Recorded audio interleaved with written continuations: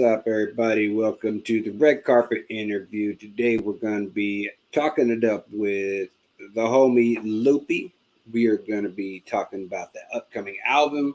We're going to be talking about his career, his where he came from, where he's at now, and we're going to be talking about future projects he's got. And then the Q&A section is probably going to get a little weird because there's no holds barred on my channel, so you all can ask what the fuck you want. And if he don't answer, that's on him. You got the he don't live in America, see, so he doesn't have the ability to plead the fifth. I don't think they got that there. We'll find out. But a few things before we get started. The link is going to be pinned to the top, so you can come up and ask the questions and hang out during the question and answer segment. I will not be bringing anybody up here, so you'll just be waiting backstage until I bring you up. Just putting that out there. And if anyone wants any red carpet interviews in the future, the links are in the description. Also in the description is links to Loopie's page as well as to go save his pre-save his album. But without further ado, here's the man, the myth, and the legend, Mr. Loopie. What up, Loop? How you doing, buddy? What the hell is up, everybody? Oh, there you go. Make him a little bit small. And for those who are wondering why he's on screen and I'm not, that's his fault. He said it was going to be audio only, and I didn't set up my audio shit or video. Yeah. Yeah. Well, there's a possibility of it being audio only, like sometime during the stream. We'll see. And for those that don't know why he's talking like he's trying not to wake up a sleeping person that he just banged and he's trying to escape out the back door, it's because he's trying not to wake up people, but probably not the chicks that he banged and left and he's trying to leave them. So, putting it out there. Bro, what the hell, man? All right, cool. I don't know. I don't know what I say half the time. I don't even know what I'm going to say till I said it, and then it's too late by then. All right. Then. Let's see. Who's in the house? Demonetized? Demonetized. Is that how you spell demonetized? For real? That is how you spell demonetized. Well, holy shit. See, Jekyll only has like a public school education, so I don't know. Thanks for the link, Loopie. I was getting into it. Okay, I was getting to it. I was trying to send out the link to everybody. I was going to get around to you. It's not his fault. It's kind of mine because we went live, and as we went live, I put out the link and then started the damn thing. So it's kind of my fault. I blame Biden. I blame everything on him. So it's probably his fault somehow. What the hell is this? It just popped up. Anyway. Who do we got? We got Luna. We got Carry On. We got Crypt 3DX. Demonetized. TK wasn't here. I don't know if he's still here.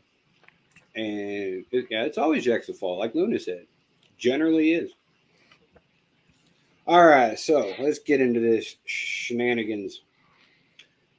Loop hit me up about 3 years ago, I want to say, and asked me to react to a track of his. And him and I became friends because I shit all over the video because he decided to start counting as his hook. Oh man. So I mean, at least you remember how to count. I do. See, public schooling didn't fail me that bad. I do know how to count. Yeah, but you always need the reminder. I do. I got to get, if it's over 10, man, I got to break out my finger or my toes, and it's bad. Yeah. And now I'm trying to teach my kid how to do math, but they got the Common Core mixed with normal people math, so it's all fucked up.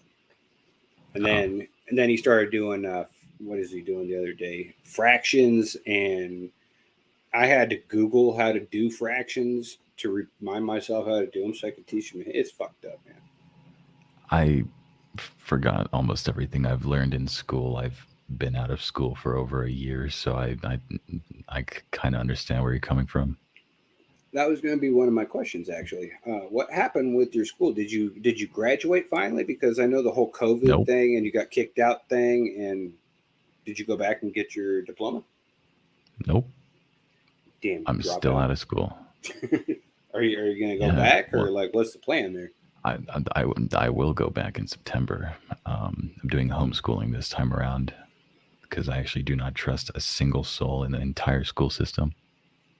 I don't blame you. Like, tell everybody where you're from because they're gonna think that you are American. Well, I am. I'm from France, half How is French, France half America? American. How can you be half and I'm half? both. I'm both. It's called DNA, bro. DNA doesn't dictate where you're from. No, DNA dictates my bloodline. I'm both French and American. I I didn't don't say think that France was I I did don't think not it say that works like France was that. America.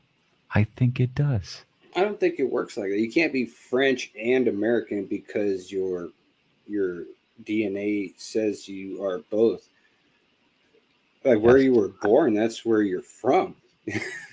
Yeah, that's where I'm from. I get that. But what I am is what my DNA is. One Okay, parent from France, one I'll parent give from you the win on America. this one because Richie Yeah. in the chat says you're right, and I'm a moron, so I'm just gonna assume you're right. Okay, so in France, let's put it that way. So, since you are Yeah. not living in America, I'll put it that way. Yeah.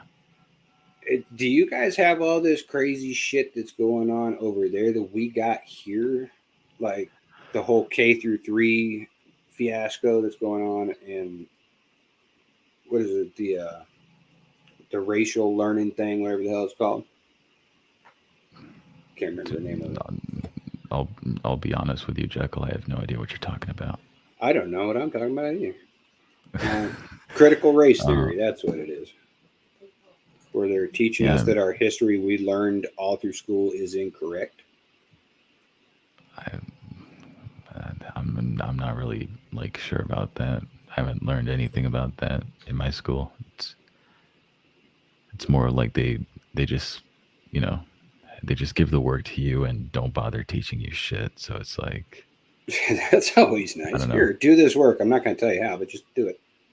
Yeah, that's kind of how my school went. Well, at least you're self sufficient then, I guess. Teaching you real life skills that you'll actually use. Yeah.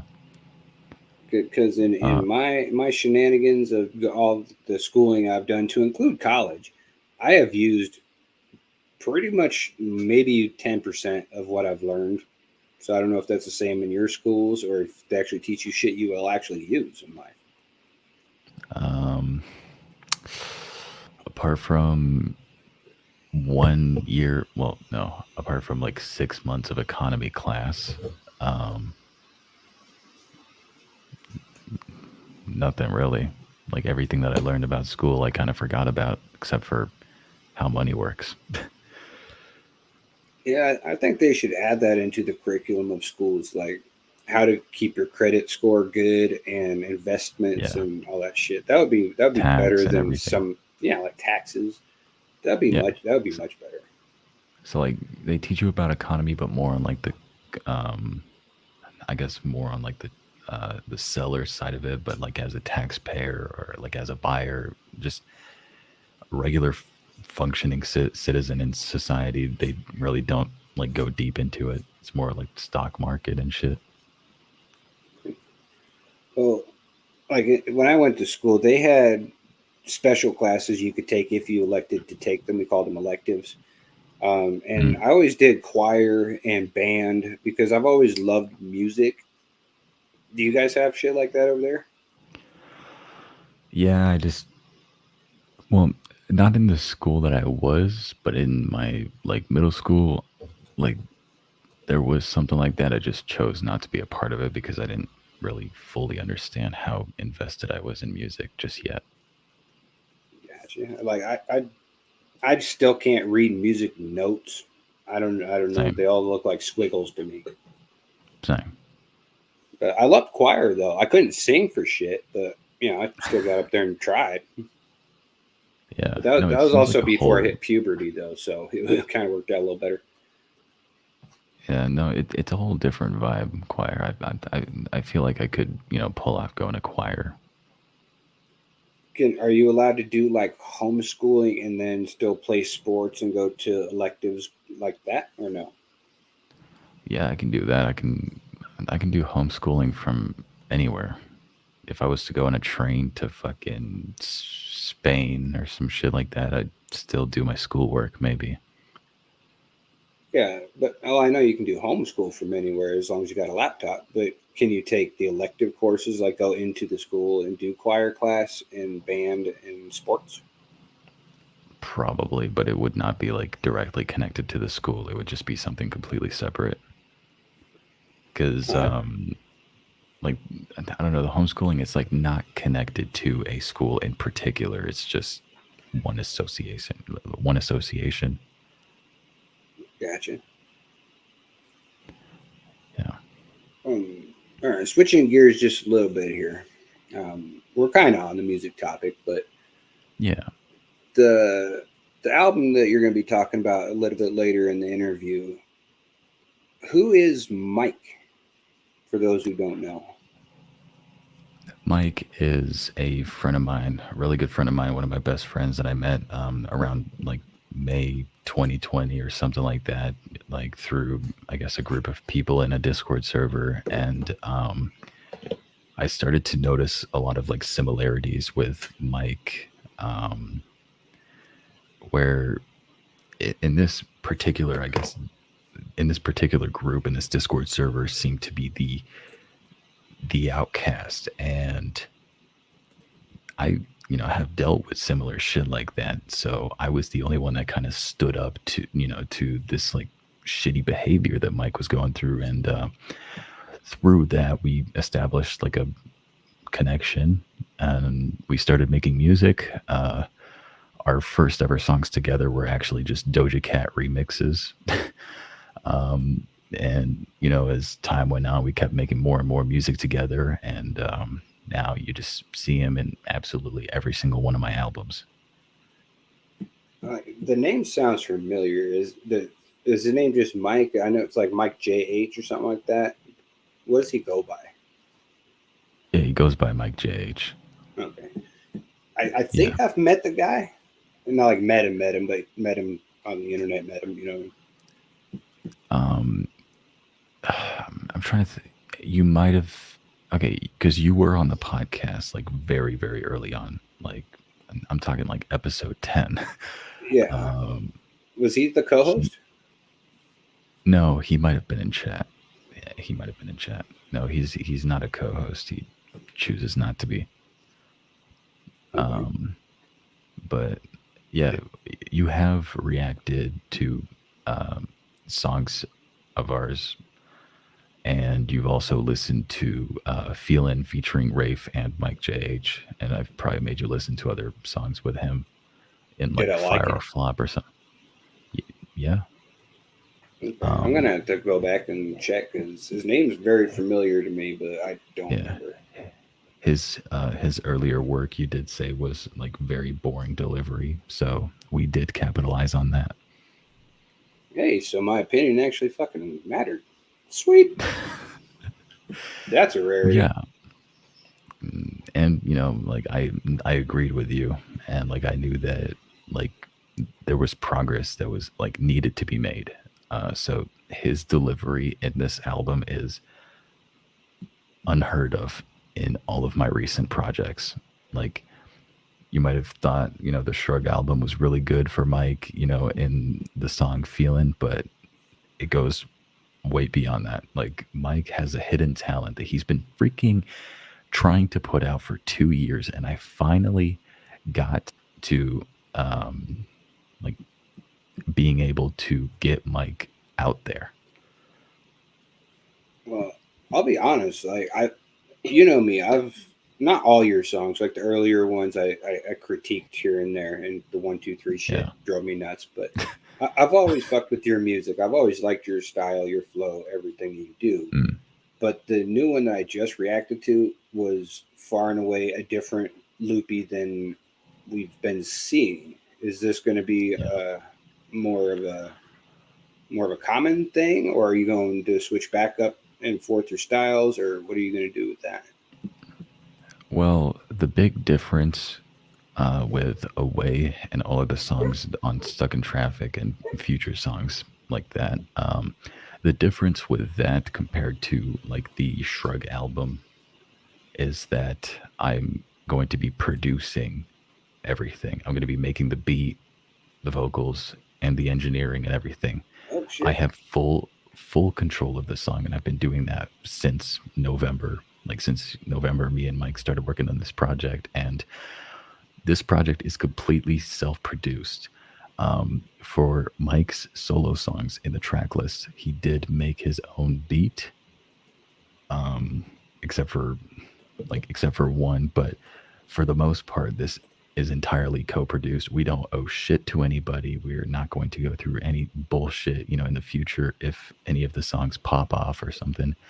Um, like this album is completely 100% owned by us. Wait a minute. So you're saying that you made the beat for Away? I made the beat for Away. The only thing Holy that's not shit. mine, the only thing that's not mine would be like the melody sample. But honestly, that's like public.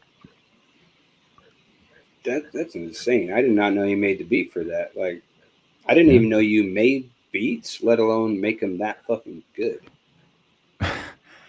Well, I made beats on the Shrug album. I made the beat for Feeling, um, and for some of the songs on the Shrug track list. But I've been making beats since I talked to Mike, basically. Well, holy shit!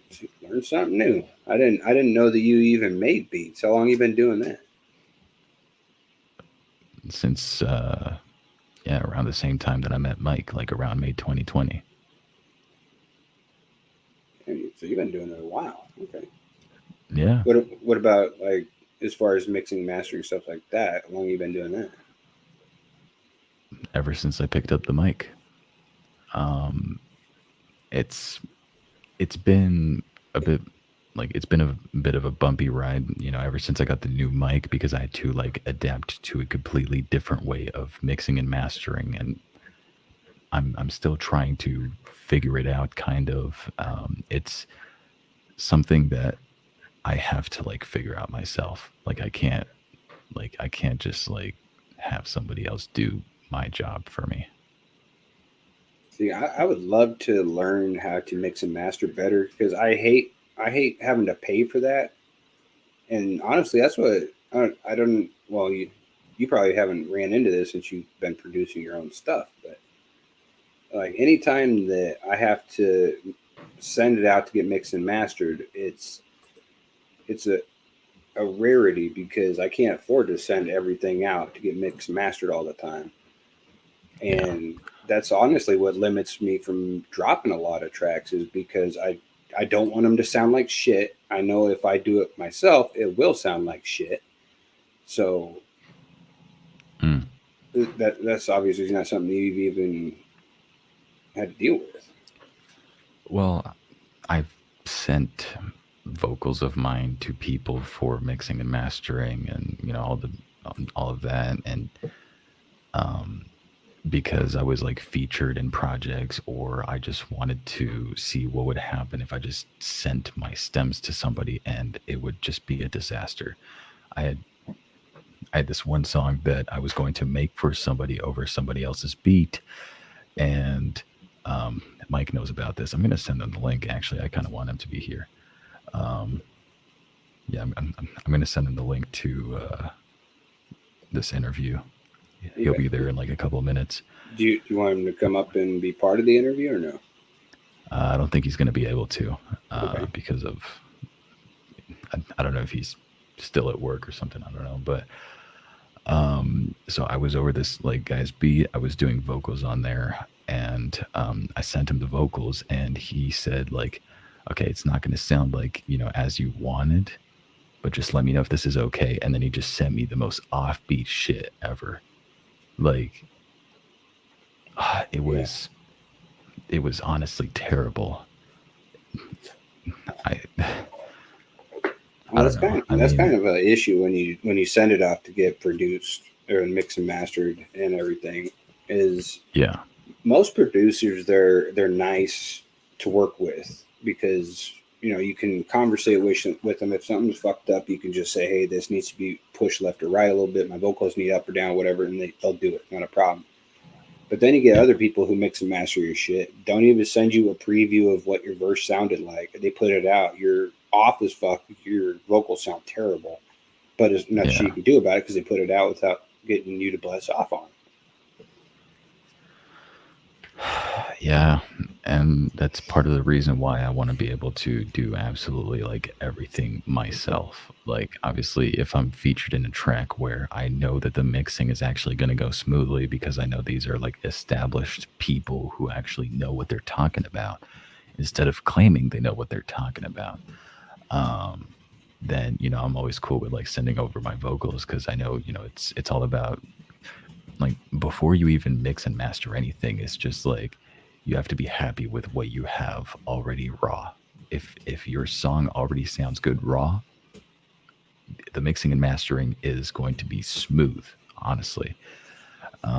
And that's what a lot of like mixing and mastering, like, or just music engineers in general, will tell you about. Not everybody, but only like a tiny like percentage of producers. Yeah, I fully agree with that. That's why I try and Um, find people I like working with that are able to be worked with, I guess you can say. Yeah, I can do mixes for you. I can do like beats for you. It really doesn't take that much out of my day. So, well, after hearing Away, that was an excellent beat. I might have to hit you up for some beats. I go through TTO now. I'm part of TTO, and we got Mm. a pool of talent over there. So I should be good with the beats and everything between you and them, and I should be good to go. I don't have to use YouTube beats that have been used 100 freaking times already. Yeah, for sure. And Uh, obviously, you it, have like you have full like comfortability when it comes to like copyright and just like licenses and stuff like that. yeah, I When don't I got to sell worry my about the copy strikes or anything. Yeah, I've sold beats before, and every time I've had to sell a beat or even give a beat to someone for free or even have somebody make a beat for me, it would always go through a license. I'm not going to fucking sacrifice shit, especially like where I am now. Like if I play my cards right, I could go like even further than where I am now. I don't want to fuck up. All right. I don't want to fuck up with a song that I know is going to pop off in the future. So I always have to do it through a license. Um, even if it's like a written up document that really confirms that like everything is, done properly, it's all good. But I want to make sure everything, has like some kind of process. Well, I'm gonna get to the album now. I heard the track "Away," and if the rest of Hmm. the album that's gonna be dropping is even close to "Away," as far as listenability, replayability, um, how everything sounds clean, polished, ready to go, and the energy you came with on that, I think this is gonna be one hell of a fucking album. I'm gonna definitely enjoy it. When does this thing come out? It will be coming out May 27th. Okay, so just right around the corner. Yep. I'm Just about a month from now. I put it in the description, but I'm also gonna put the link in the chat for people to go pre-save the album and everything.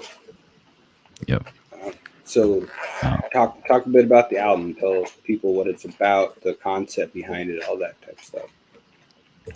okay. So one day I just pitched an idea to Mike, and it's kind of funny because a lot of like my ideas and like a lot of the things that I have, going right now are always like pitched to Mike, just randomly out of the blue. And this idea seemed pretty cool because Mike had never dropped a song before. He's made music before and he's always, given it, his best, and he's always done amazing. But the last thing that needs to be done is for him to be actually out there. So I hit him up asking if we could do like a duo EP or something like that. We didn't think we would make this many songs, honestly, but we made more than we thought, and we don't regret it, honestly. The album Stuck in Traffic, the story behind it is that we are, you know, both of us, we're in a car, we're on our way to destination to continue with our endeavors, continue with our adventures to um, I guess our version of success that will be sort of like shown like in the album. And we are sort of facing an obstacle. We are actually stuck in traffic. And during the interlude, we really emphasize that, we're stuck. And while we keep going, we got to, prepare a few things before we actually move on to the next thing, right? Like turn the page. And this whole song, or like this whole song list, is based around that. It's just um, a whole stack of songs. You can imagine that these are songs that are played on the radio, I guess, in the whole storyline while me and Mike are stuck in traffic. And these are the songs that we have ready for us to move on to the next thing. And I don't know. I thought it was a cool concept. No, I like the concept of it. Instead of just turning the page, it's like you're stuck in traffic. You got to deal with all this stuff so you can move to the next one. Yeah. I mean, that's also kind of like how I've been feeling with me, my personal endeavors. I feel like everything that I've achieved so far is not enough, even though that it's more than what I ever thought I could do. What do you mean? Like as far as your sub count or just the growth of your music? What do you mean? Everything, like everything that I've done from the moment that I started up to now, I feel like everything I've done up to now is not enough. I need to do more because it's less about the money and more about being able to do it for the rest of my life. It's something that I really love, something that I'm really passionate about. I want to be, some sort of like, I want to have some sort of freedom to be able to do this full time, like YouTube full time and everything. And I've been kind of stuck. And so, honestly, the release of this album was kind of a coincidence because of, that's what my situation is at the current moment. I'm kind of stuck with what I want to do to make things better. Were you in that mindset before you and Mike talked? Is that what you're saying? Not entirely. I had a feeling that things were slowing down, but I was on my way kind of like back up from the like I was kind of like on my way back up from this like weird little obstacle that I've had, during that time frame. But as time went on, I don't know, I still feel stuck. But when reaching out to Mike, it was just a random idea that, came to mind, and it started becoming a lot more true to me. Is he kind of in the same place that you are, kind of feeling like he was slowing Yeah, down, stuck where he was at in his music life? definitely. And I can tell you, like, even if he didn't say a single word about him slowing down, this this motherfucker just stalled for 2 years. He was actually planning to drop his first song like around like September 2020. It took him until now to finally drop something, and it's been a long time of convincing because I tried to tell him like he had this like wonderful idea, like this big idea for his first ever single, and I tried to tell him like, yo, when you're first starting out, like in your whole craft and everything, your ideas do not matter to anybody. Nobody knows who you are, and nobody is waiting for you to start. Yeah. Okay, and the more that you're like, the more time that you're spending just waiting for the right time to begin is just more time wasted, and that cannot happen. All right, like you have to um, take control of the time that you have.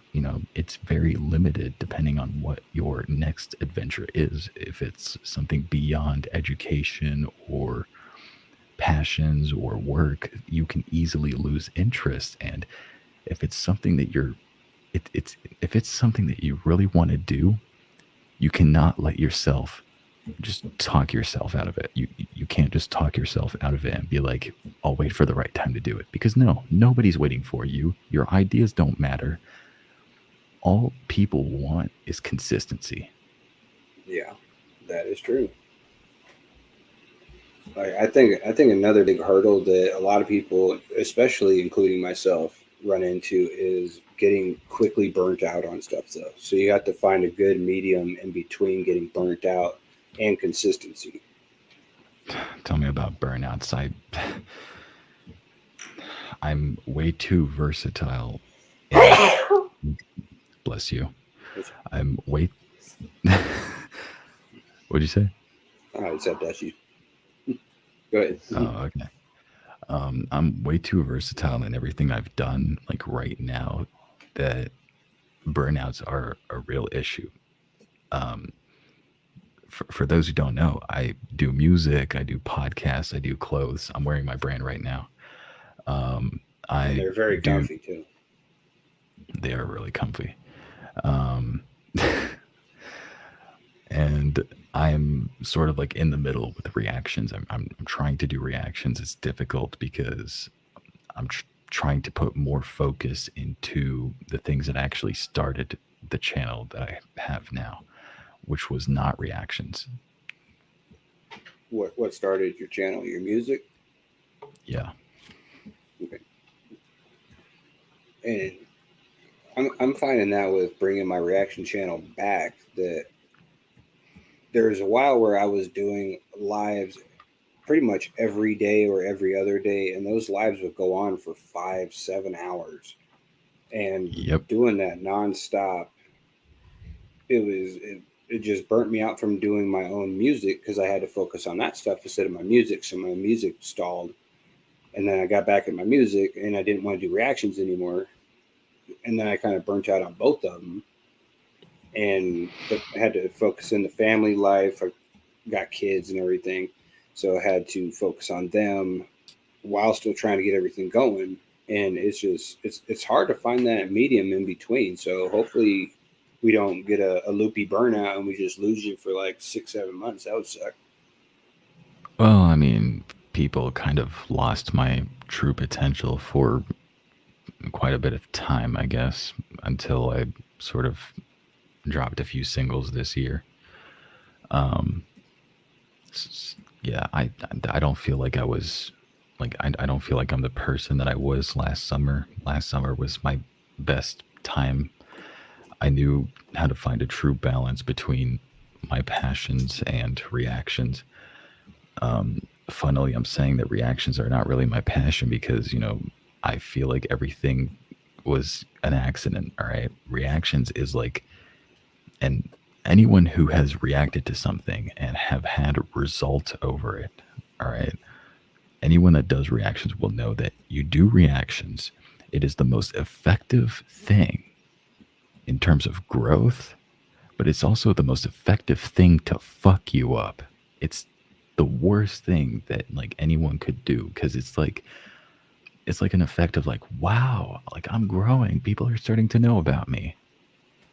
Oh wait, now you're completely distracted. Now you don't want to like now you don't want to let it go because you don't want to lose these people that you gathered all the way over here.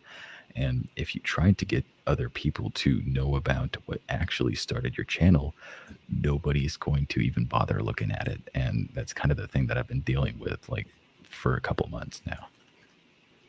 Yeah, that is true. But there, I mean, I guess there's a good thing on, I guess, call it burning out or taking a break or whatever you want to call it. But Mm, there's a good aspect that comes along with it is you get to find out who your true followers are and who is just yep. hanging on to until you reacted to their next track and gas them up and push their stuff.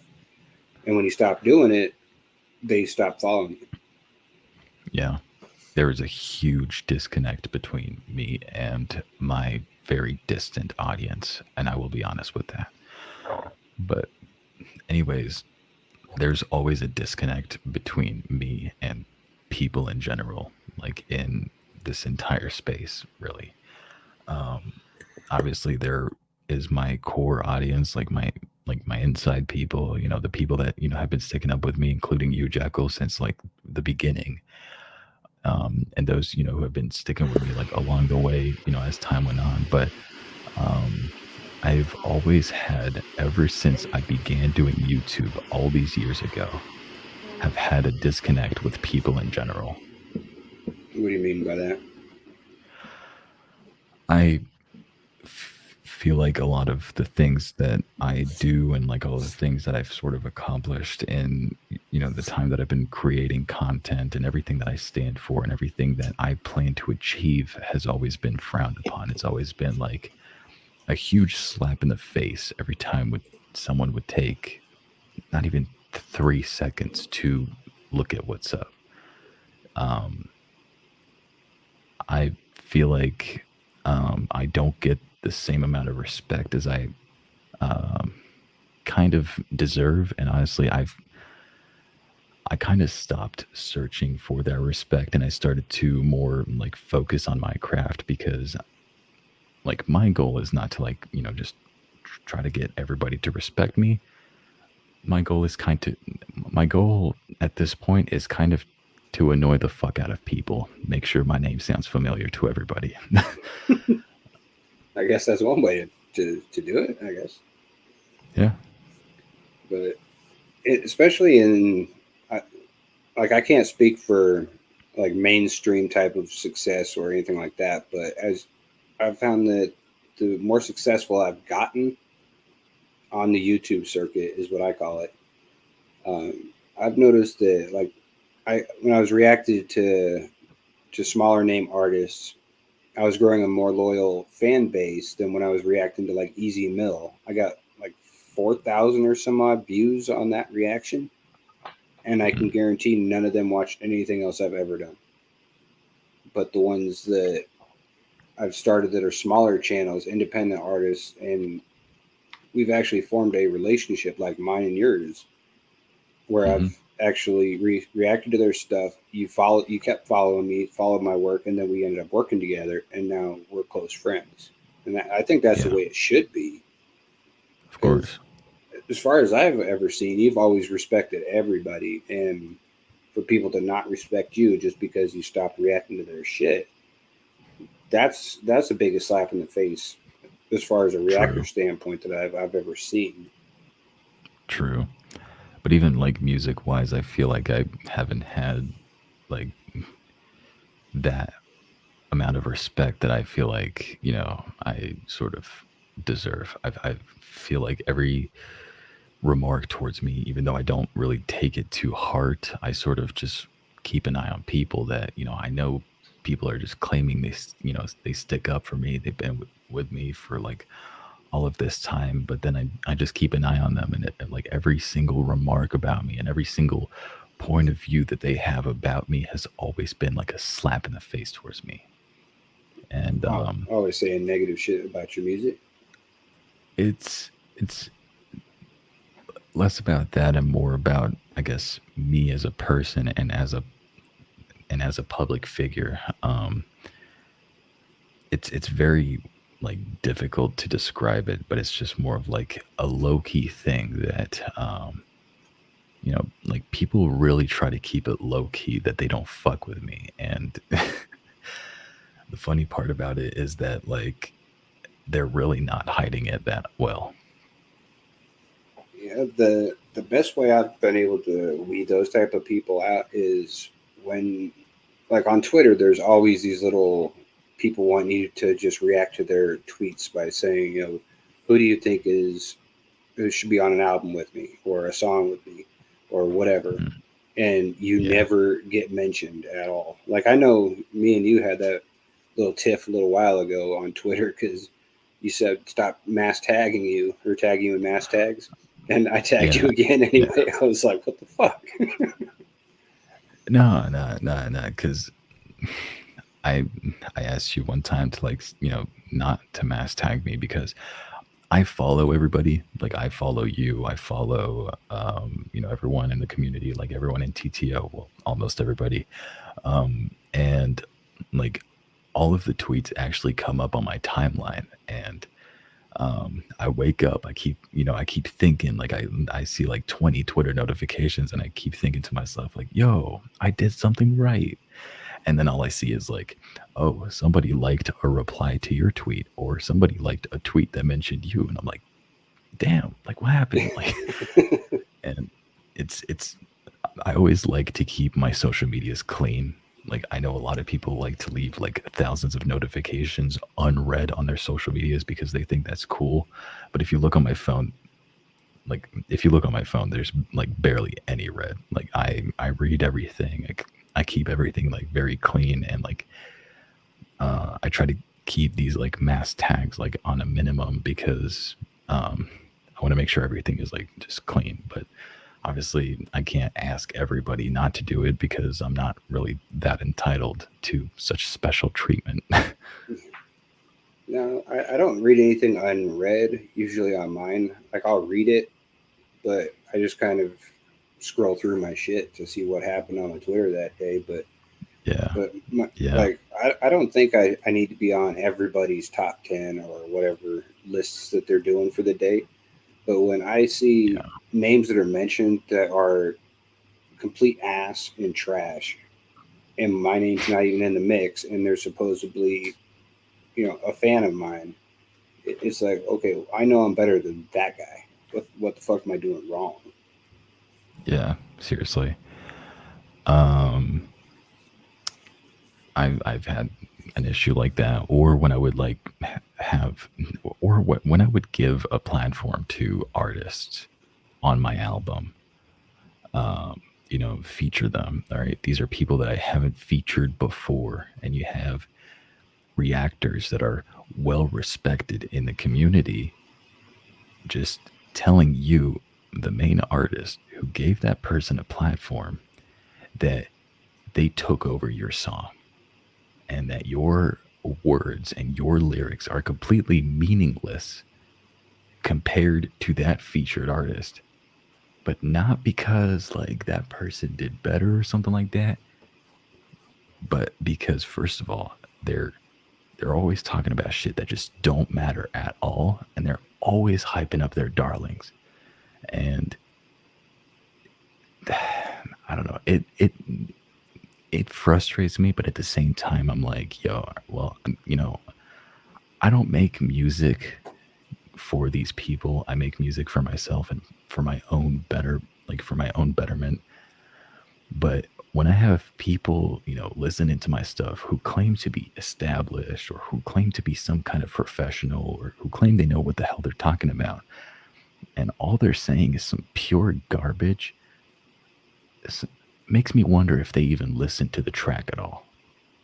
Makes me Yeah. wonder if, they even are what they say they are, or, if they have this reputation for absolutely nothing, or if all they do is just act like they like it and then just move on because monetization shit. Well, that's honestly one of the biggest problems with running like a contest or a challenge or whatever you want to call it Mm. for a winner, or anytime where you got to pick a winner. 9 times out of 10, the person that gets chosen is a big name that can help whoever's putting out the content get the better views, even though their verse was not as good as 90% of everyone else, but they still win. That's what pisses me off the most about it. Yeah, I have been in a contest very recently. It was like one of those like verse contests, and where you just send one of your like pre-released songs over, and you get judges and shit like that.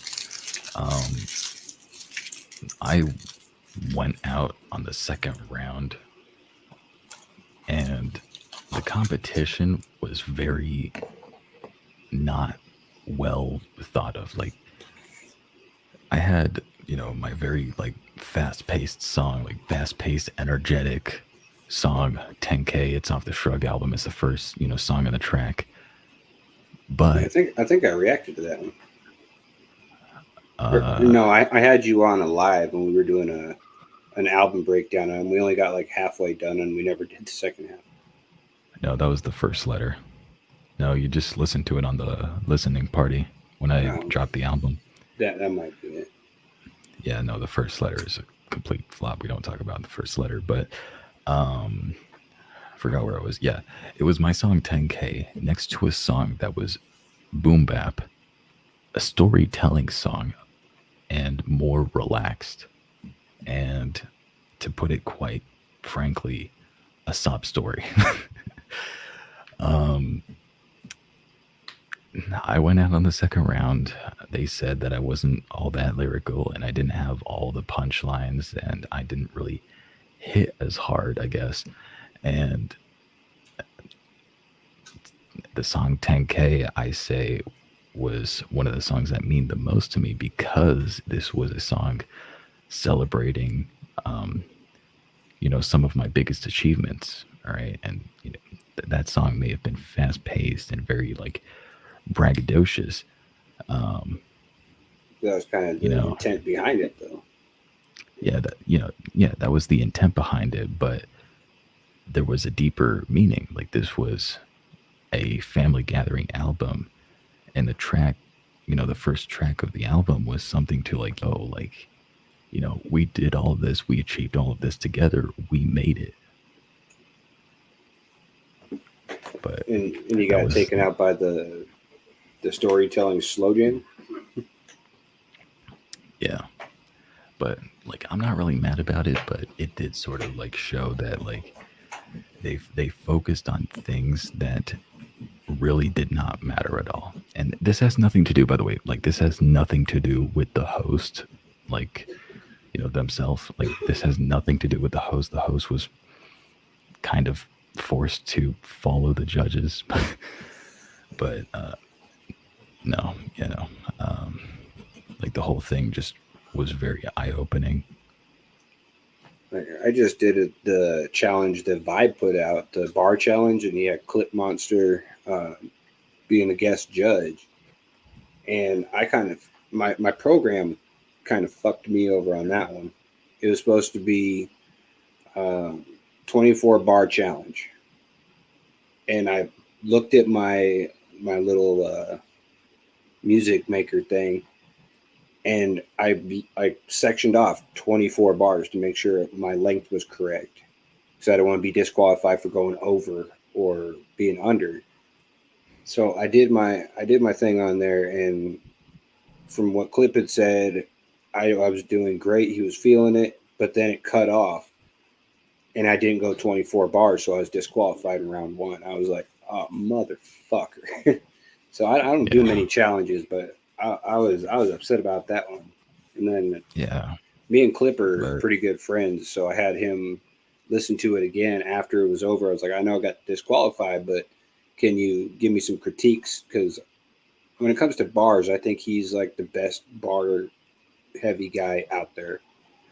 Um, yeah, he's I good. I think Smoke Jesus from TTO, not just because he's TTO. I said this before I was even part of TTO. I think he is the most lyrical guy on the YouTube circuit right now. But as far as bars, Clip has got number one spot. And he broke it down and he gave me his critiques, but he said I did an amazing job with my bars. And that tells me that I might have had a chance of winning the damn thing, but I got fucked by my fucking stupid ass computer counting my bars for me. Mhm. It's like, motherfucker. Yeah. I try not to enter contests, though.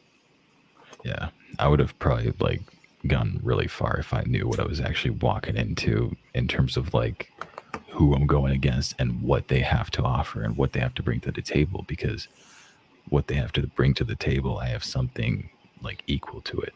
I didn't know what, that person brought to the table, so I just brought up a song that I was like really proud of, but They didn't give you guys like a guideline of what they were looking for and judging it off of. They just said, send us a track. yeah, just send songs, but honestly, I don't blame it on the hosting. I blame it on the judging.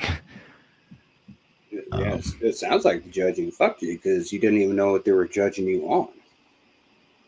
Well, they were judging on like lyricism, bars, like flow, delivery, and all that good stuff. But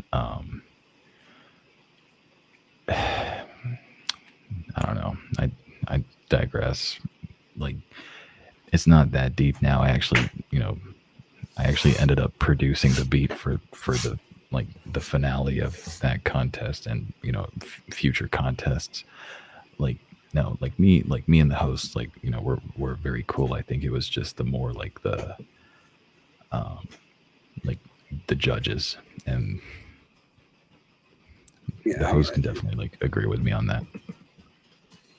So you don't ever, when there's contests to, get a slot in somebody's cipher, you don't do any of those?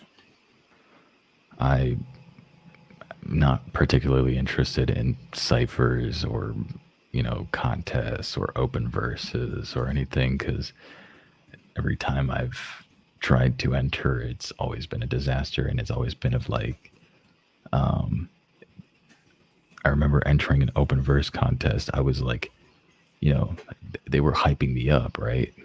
And they really were making me think like I had the potential to actually like win this thing, and then come to find out I don't even make it in the top three. Wow. So it's that kind of punch, I guess.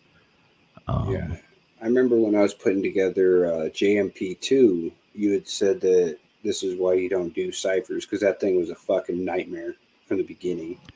Um, is um, that the reason why you don't do ciphers? Because it's always a clusterfuck and it, just a complete shit it show? it's always a clusterfuck. JMP2 was one of those experiences. I'll be truthfully honest. I've always been honest with you and everybody that I've ever like spoken to. My experience with that cipher was just not it. It was Um, not it, bro. don't feel bad Um, about saying that. My yeah, experience with that cipher has made me never want to do another cipher ever. Fuck it. I I sensed no chemistry. That roster did not give a fuck. That roster, first of all, did not care about the state of the cipher. Well, there wasn't even a beat to begin with. Um, and when we actually got to doing a beat, we actually had a beat going, and it was time for people to send in their verses. Um, nobody gave a shit. They either did it just to do it or didn't do it. And these people did not care about the project in itself. I was the only one that cared about this project in the first initial roster that you guys were going for. Then a lot of people backed out. A lot of people were being cornballs and just not doing the thing. That took a huge chunk of, I guess, the Cypher roster away. There was a second roster. I was the only, I'm pretty sure I was the first person to send in a verse with a video as well. Um, like a Yeah, full on edited video. yeah. I think you did And the audio and video first. I know Blindsight was the first to get the audio in, but you were the first to do both. yeah, yeah, because I was like, I felt like I was the only one that truly gave a shit. And then, Honestly, I think you were one of the few that actually gave a fuck because nobody else seemed to. yeah, That's for damn sure. yeah. And then I saw that there was a second roster made, and then a new beat was going to be made. And then I was like, fuck that, I'm leaving. Like, it seemed like nobody, absolutely nobody in the entire cipher knew what the hell was going on. And I was like, yo, like this is not the attitude, this is not the energy that you should bring in when you're working on a hugely collaborative project. And I'm pretty sure there was like beef after the cipher was dropped, wasn't there? Oh my God, Yeah, there was there's beef. still fallout from that. But Yeah, so I fucking left as soon as I saw something was up, and I'm glad I did because I could have been involved with that shit.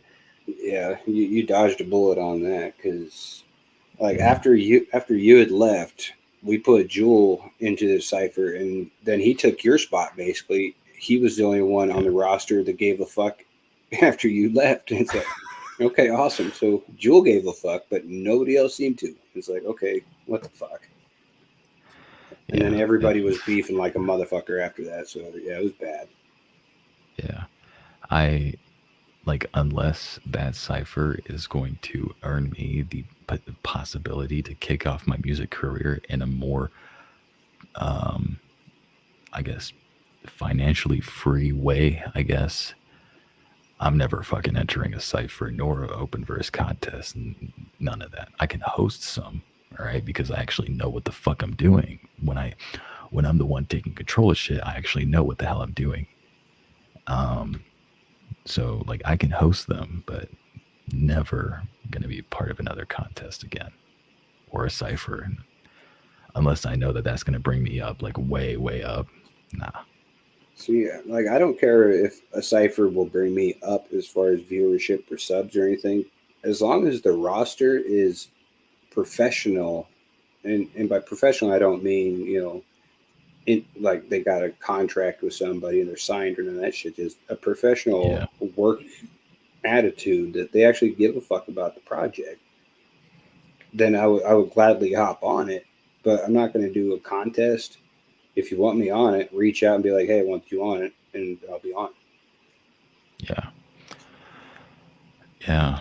But with these contests and open verses, you actually, unless you win, you end up wasting your work, and you're basically giving away what you would normally charge to people, to these artists who claim they're some kind of established, um, and really just hyping you up only to like just give you that slap in the face in the end. Yeah. So it's a very fucking pathetic move from a lot of people in this community, which is why I've mentioned before in my tweets or in a song of mine, like, low key, the community is fucking dying, and y'all are wasting time on shit that just don't matter, and it's kind of cringe. Yeah. Well, in my opinion, I think community is dying because of people like we're talking about that they either Yeah, have big names, so they think they're too good to have to follow the rules and the terms of being on a project, or yeah. they just don't give a fuck. hmm I mean, recently I had somebody react to a song of mine, which I was like really proud of. It was like "Talk My Shit" featuring PFV and We Scheme, and he's friends with both of these artists, and I'm not going to mention them because I kind of don't want to. It's kind of too late. It was like almost a year ago, so it doesn't really matter nowadays. But um, during the entire reaction, it was just only to um, like make a complete mockery of me. Wow. Um, and part of that is just because I have the voice that I have, and a lot of shitty comparisons that I get quite a lot of times, and it was getting really uncomfortable. I had to be in the chat and let him know, I said in chat many times, all right, I felt like I was Muhammad Ali in that fucking ring. I was like, what's my name? Like, what's my name? What's my Because name, bitch? you can clearly see my name in the fucking YouTube chat. Don't be this fucking neglectful. And he failed to say my name, Well, and like now I know. and Go ahead. huh? Go ahead. I was going to let you finish, and I was going to um, bring something to your attention. Yeah. Um, I was gonna say, like, months passed by. All right. Um, I learned, all right, just from like scrolling around in the wormhole of YouTube, that I passed the dude in complete viewership, That's awesome. and and now people, more people know about me and all that. And I mean, I hate to use that like as a talking point. I hate to use that as a discussion point, because this is a crew of people that been supporting me. But if you're over here, using that cocky ass energy, not many people are gonna fuck with what you're doing, and clearly I Yeah. was proof of that. A lot of people like to burn bridges around here, that's for sure. Yeah, and it's sad But because I actually wanted to work with him on a song. oh, I know we just got done talking about the ciphers and the contests and all that, but Yeah, an opportunity I think you could win is is judged by people who actually have credibility to their name, and it's not going to just vote for the most viewed and most subscribed people. There's already a beat, so you don't got to worry about that. But Blaze the Messiah is putting out a contest. He already put it out. Um, I forget when the exact due date is on it, but you can win money, you can win features, you can win production, but you do your own production, so that wouldn't work for you. But just food for thought. So if you or Mikey want to jump in it, Blaze has links and everything on his socials, but it's just something Yeah. fun for you to do if you want to try it out. Because I think you got a good shot at winning, especially based off of what I've heard with this new loop that we got coming out. Yeah, I saw his tweet. I saw his tweet. He wanted to do like a contest of like an appearance on like one of the like the TTO albums. Sorry. Um, like as much as I trust Blaze, me and him have a song together, Gates of Hell. It's fucking fire. Um, and no, he did not fucking take over my song. I let him do that, but Yeah, and, that's what I say when people say Jewel stole your song. I tell them I let him do that. yeah, When in actuality, Jewel can wrap yeah, circles around me. yeah. I think I could probably like see.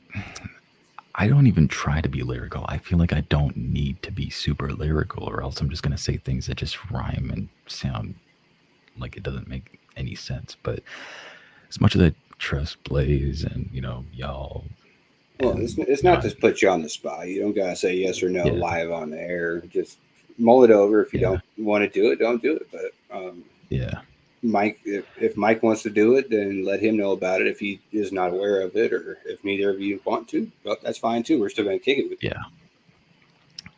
As far as Mike goes, we're actually focusing on um, we're focusing on putting him like the personality out there. Contests, that's entirely his choice. I'll let him know about it, but um, I I kind of know what the answer is going to be. As far as that goes, since he has never dropped a track before, um, and he's only going to be dropping a track like next week. For those that are pre-saving the album, y'all will be able to hear Mike's first ever track early, so pre-save it. Um, yeah, but in terms of that, I'm not sure I want to be a part of it because, again, like just the whole concept of contests. I Yeah, probably would have said yes a couple years ago, but things are a bit like I don't know. Things are a bit different now. yeah, different in the community and where you're at in your career type thing. I understand. No hate, just throwing Yeah, it out there.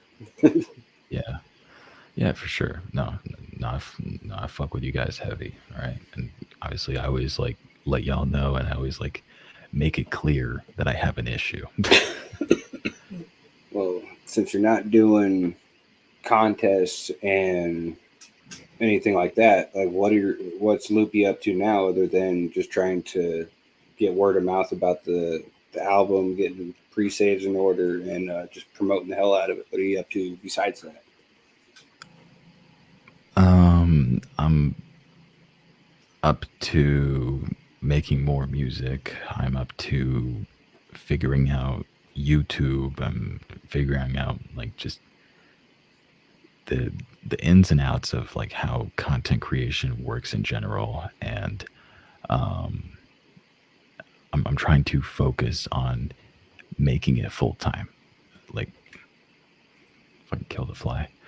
Um, just focusing on making it full time because this is something that I've put way too much effort, way too much energy, um, and I was able to monetize this hard work. So I know that, with more determination that I could pull it off. This mic over here that you guys are seeing was paid for with YouTube, with y'all's support.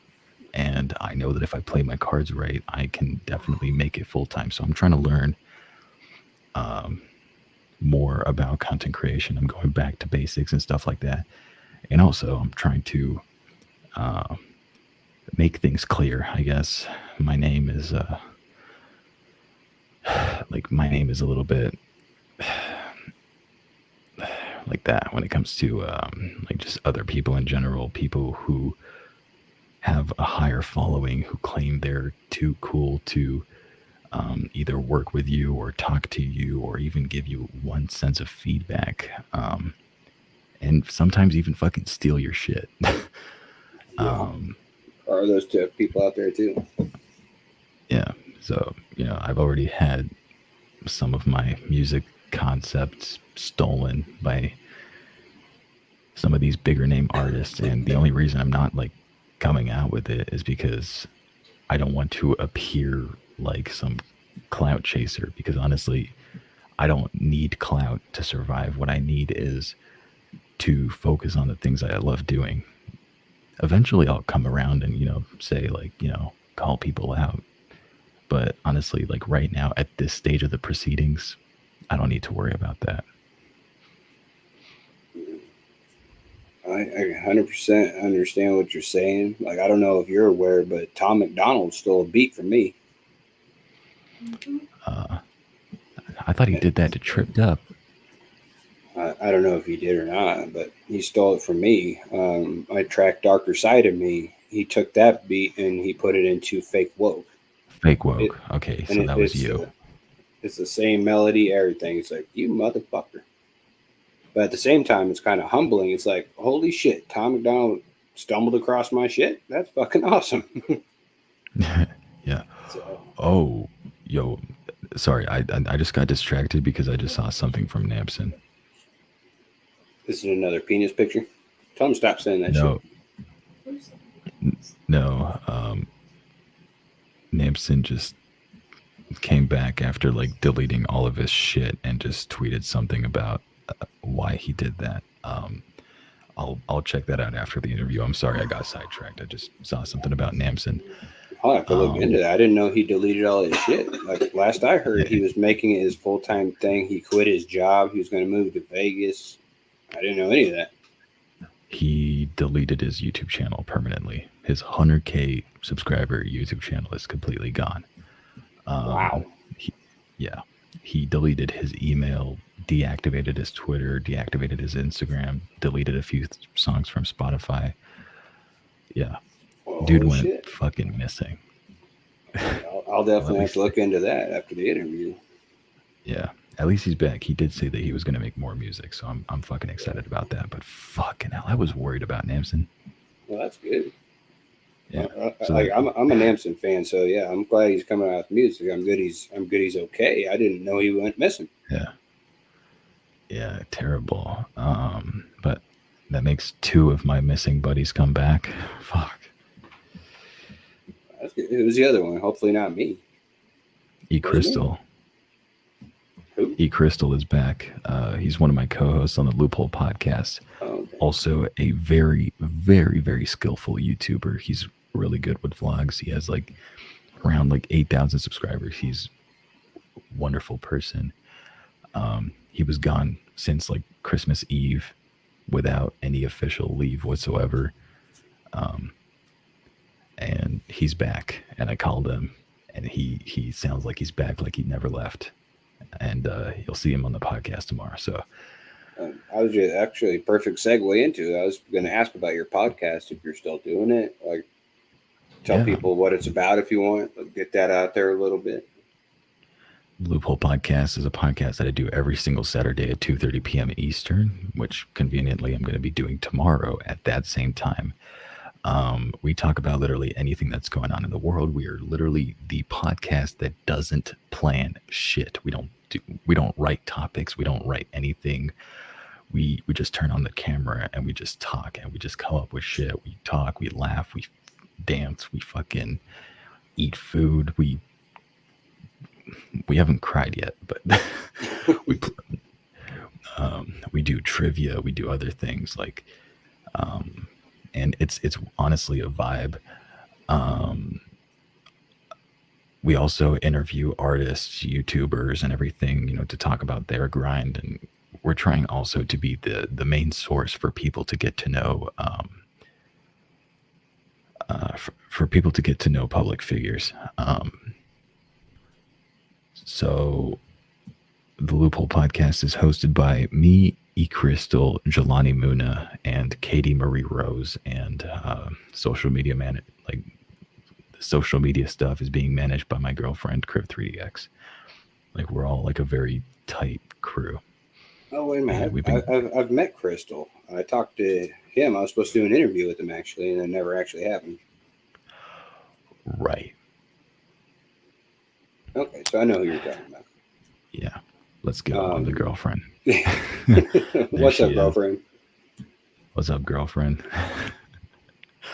I don't have the link to it, so if you want to throw that in the chat, well, it's just my YouTube channel. Oh, okay. So everything is through the YouTube channel. Gotcha.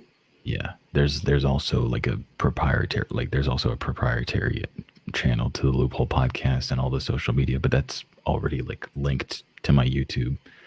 So just all you got to do is scroll down and you have everybody's links. Gotcha. That's kind of the way my podcast always ended up. Like with that being said, we have topics, but we never actually talked about the topics. We talked about other random shit and just went down wormholes. Yeah. Same here, except we don't have topics. We turn on the camera. We have no idea what will go on during the podcast. That's the way to do it, honestly.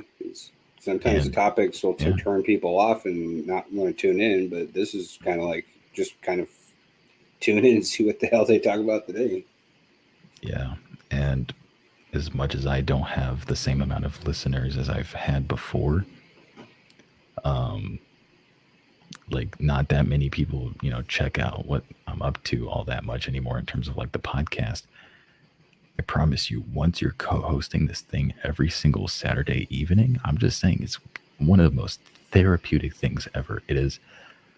If I just randomly become a podcast host for the rest of my life, and that's what that's what I want to do for the rest of my life, I wouldn't regret it, honestly. Like I would choose that. Oh, yeah. I 100% agree with you. Like I miss doing the With That Being Said segment just because of all the great conversations and debates and shit we've had on that thing. Of course. Yeah. So do you ever have people come in as guests, or is it always just the hosts? Well, yeah, we have people coming in as guests. You were one of them.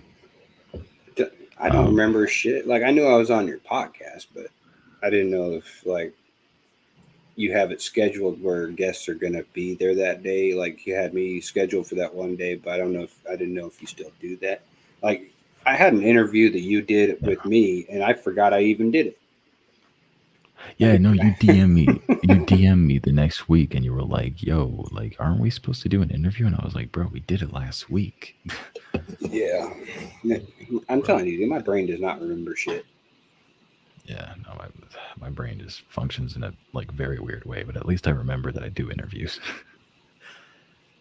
Well, you may, but it will be a good regret. It's like eating a whole fresh batch of chocolate chip cookies, not a bad regret. Yeah, it's like music is my life, honestly, but if being a podcast host is something that I would do for a long time, and especially with the same people, like my only dream with the Loophole Podcast is to do one episode with all of us in the same spot, in the same set, just doing a podcast episode together, just meeting up. I think that would be a wonderful thing. Obviously I can't do it right now because all of us are going through our own like personal shit, but I mean, like after we're done with all of that, like I really want to do at least one episode of the Loophole Podcast where I meet up with everybody. Like I think it would be way more fun to do it that way. Kind of like when you meet up with your friends and you guys just hang out, and it's a different vibe than getting on the phone with somebody and talking to a group of people. Yeah. But I mean, like the I guess the talking on the phone or like just talking, on a podcast like here or something like that is always like a learning experience. But I don't know. I wonder what it would be like just in person with like my co-hosts, like these people that were there since a long time. Um, it's a very interesting like experience, and I actually can't wait for that to happen. Somebody named Quackers put, I think that's a zebra. That looks like a zebra. I'm not sure. I'm welcome to the channel, Quackers. I don't think you've ever been here before, but Yeah, welcome. what was I typing? Oh yeah, okay.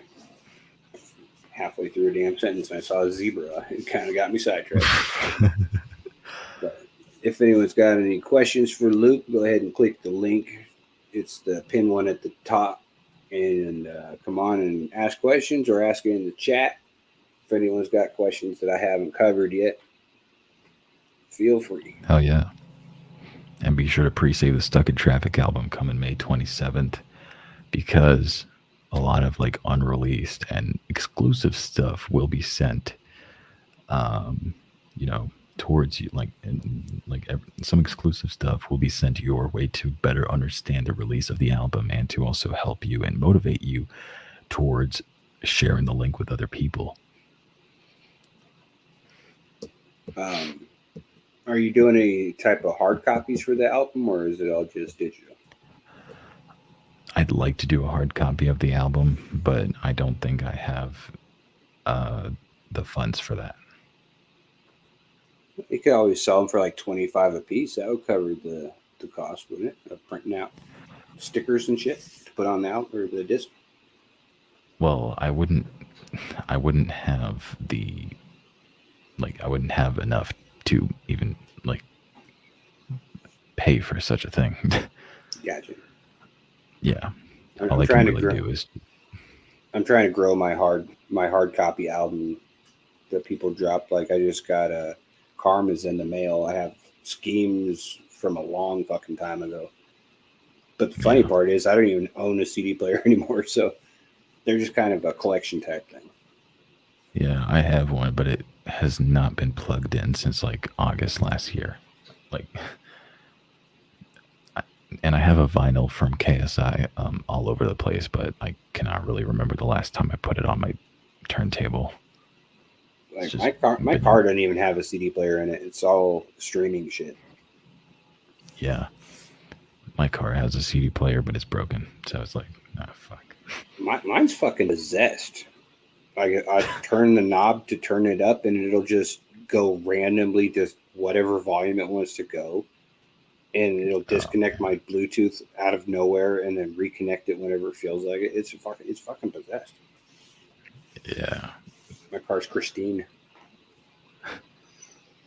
But I have my like We Scheme After the Tone like CD over there, but I just have the fucking like the packaging like on my whiteboard over there just chilling. And I never had to like actually play them on a CD player. I just have it for collection. I just stream it on Spotify. Is that the one with the white and he's got a mask? Nah, it's the one with a VHS tape, and it's called After the Tone. Apparently, Luna says, "I know quackers." I guess. I don't know. Are you starting to forget people exist? Sometimes, yeah. Fair enough. There was two questions that were in the chat, like when we very first started. One was by somebody, I don't remember who asked it, but they asked, when did you start your music career? Like how old, how long ago, stuff like that.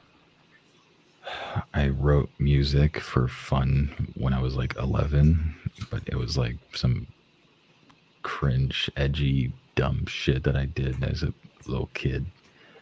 I would get a lot of hate for it, and even doxxed and shit. Like it was like actually some serious fucking damage done to me for even making these tracks. And then um, as I went on, I would just keep doing it. I guess I don't know why I would keep doing it, but I just would. And I guess I took it really seriously around the time that I created this channel, the channel that I have now, like around 2019, 2020. I really took it serious. Gotcha. And so, how old are you now? I'm 17. Okay, so that was 6 years ago. You said 11, right? So yeah, I can do Yeah. math. Look at me. Boom. I can do simple See, subtraction. that song taught you something. It did. I didn't even have to use all my fingers on that one. Yeah, because I only had to count to 8. Yeah, they kind of left me high and dry on the last 9 and 10. Though I had to figure that out for myself. Yeah, I was thinking of making a sequel to that song, but I never got around to doing it. What, just to piss me off? Actually, no, I was just doing it because I was like, nah, fuck the counting. I want to keep going. Like, I don't know, some dumb shit like that, but I never got around to doing it. Well, I guess if nobody has any questions, you got anything left you want to put out before I put on your new track for people to ride out and listen to? All I want to say is that um, if you are ready to support me, if you are ready to stick around for my craft, my work, and everything, I'm always happy to welcome y'all with open arms, and um, just respect everybody for who they are and everything. We're always accepting of people. Um, I don't know, like I appreciate it wholeheartedly. But I also want to make sure that everything that I put out and the love that I show towards all of y'all is reciprocated, because I don't want to feel like I'm talking to a wall, and I also don't want to feel like I'm the punching bag. Because I do, like just in the community in general, I'm kind of looked down upon, and that's just probably how it's going to be. The only two main topics about me is just either my voice or my age, never about the things that I stand for. And honestly, it's kind of pathetic, but um, just know that whoever is ready to stick around for my music, stick around for my craft, my art, my passion, my work, my life, I wholeheartedly appreciate everybody that is ready to support me throughout this whole thing. Amen, brother. That's the number one thing that people, when I mention you, comes up to me is your age, and it's like, okay, he might be younger than most that are on this platform, but he's But I also do shit better right. than most. He's both Yeah, that, but you're also better than most. But when it comes to like how you treat people, the respect that you show, it's better than them too. So yeah, people need to be more like Loop, I guess, is my yeah. statement. I may do And it prematurely. Like I said it I said it on your on the verse of your cipher, which I ended up recycling for uh, a remix song. Um, I said it I may do it prematurely. I may do it at a very young age or something like that, but I'm kind of like the only one that's kind of hitting different. Um, and I'm kind of the one that's doing it right. So if that's what you're pissed about, then go outside, enjoy life, look at the sunlight, look at the birds, they're chirping and shit. I don't know, fucking touch grass, go plant some seeds or some shit. I don't know, but fucking, that's Loop's nice way of saying go fuck yourself, yeah. basically. But your I would, girlfriend's I tripping would, me out over here in the chat though. Be uh, like Loop or with Loop. Only I can do the second one, which I agree. But then she asked, Loopy, how big or how are you so big? If that's a sexual comment, I don't want to know the answer. And then she says, like tall or subscribers. She should know how tall you are. She's your girlfriend. Yeah, she knows how tall I am, and So I'm I guessing dick size is coming up. I don't want to know.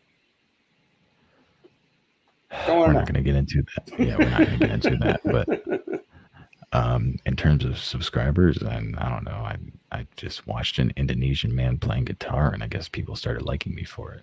Oh, Alip Bata. Yeah, Yeah, he's another one of those easy mills for some reason. I reacted to two Alip Batas, and there's like 1,000 views on each reaction, and I don't understand. Like he's a great guitarist, don't get me wrong, but yeah, they're not there for any of my other reactions. To tell you that. yeah. But like, it's always a slap in the face as well when you try to come back and try to get around to doing Ali Bata reactions again. It's like the main thing they comment is like, welcome back. And usually you say welcome back to somebody who hasn't uploaded in like a couple months. But I was uploading every single fucking week. I was coming up with new ideas. I was doing vlogs. I was doing music. I was doing a podcast. I was uploading multiple times in a week. And these fuckers had the nerve to say welcome back to me and act like I completely disappeared from YouTube. I knew from that moment, I was like, why am I even in this community? She said, I said, like, how, as in subscribers of tall. Huh? I, I think she meant to say subscribers or tall, but even then, I don't even know it, like what the correlation is. I don't know. But But with the Ali Bata guy, um, like you said, you haven't been around in like a week. I haven't been around in like 7 months. So I could see them saying welcome back to me, but like I don't see any of their comments on any of my other shit. I don't yeah, see them supporting anything else I do other than the one person that they're there for, which I understand. If you're a fan, you're just going to check out who you're there to see. You don't care about any of the other people. But don't be yeah, commenting shit like that. That's just rude. yeah. See, I look at it this way. If you are commenting on my YouTube and saying, yo, I choose to watch this kind of content because this is what I subscribed for. No disrespect to, whatever else you're doing, but it's just not for me. I'm like, cool, I'm okay with that. I might not see you for a while, right? But I'm cool with that kind of way of thinking. But if you're just going to completely disregard everything, and most of the people that watch these reactions think that these reactors are not human beings. They're complete machines that are expected to watch videos and sit on their asses all day. And, um, most of the reactors in the community make us look bad as well because they're the ones that just act like they like everything they're watching and they're just, um, feeding these people that watch these reactions. It's, I don't know. It's the whole reaction scene is just exhausting. And unfortunately, it's the most effective thing anyone can do on YouTube right now. Anyone Well, can be a reactor. I don't like the reactors that gas people up, even though the song is terrible. Like that's Yeah. why everyone that knows me, like hell, the first time back in months, I put out the reactions yesterday and today, and I didn't like 99% of what I reacted to. Like I like the people, but there's that one song that they put out, I wasn't feeling it, and I was not. I didn't hold back what I actually thought of that track, whether they're my friend or not. Because if you're my friend, you know who I am and how I react to begin with, and two, it's not personal, and I'm not shitting on you as an artist. It's that song was terrible, and I'm an artist, so I know all my shit's not 100% great all the time, or even half the time. Hell, I like maybe 4 or 5 of my songs ever, so I understand. Yeah. Uh, Luna said, "Do your parents know you make music, and are they supportive? If so." Now they do. It only took me a couple of years, but yes, now they do. Um, Is there a and reason you kept surprising, it? A surprise, or Uh, just moving in silence, and also, you know, my discography is very questionable for parents of a generation, maybe even higher than yours, or well, like more like a generation that's older than yours. I don't know what I was trying to say with higher, probably higher in but age is probably where you're going. yeah, yeah, higher in age. Um, Also, what about my question? Very serious. We're getting into it. Griff, be patient. But Are they supportive now that they do know? yeah, surprisingly, yeah. They know everything. I mean, my mom helped me, be able to receive the money that I make from YouTube, and that's how I was able to get all of, you know, this mic and the interface. So, That's awesome. I'm very happy about that. And honestly, it's a fucking lot of weight lifted.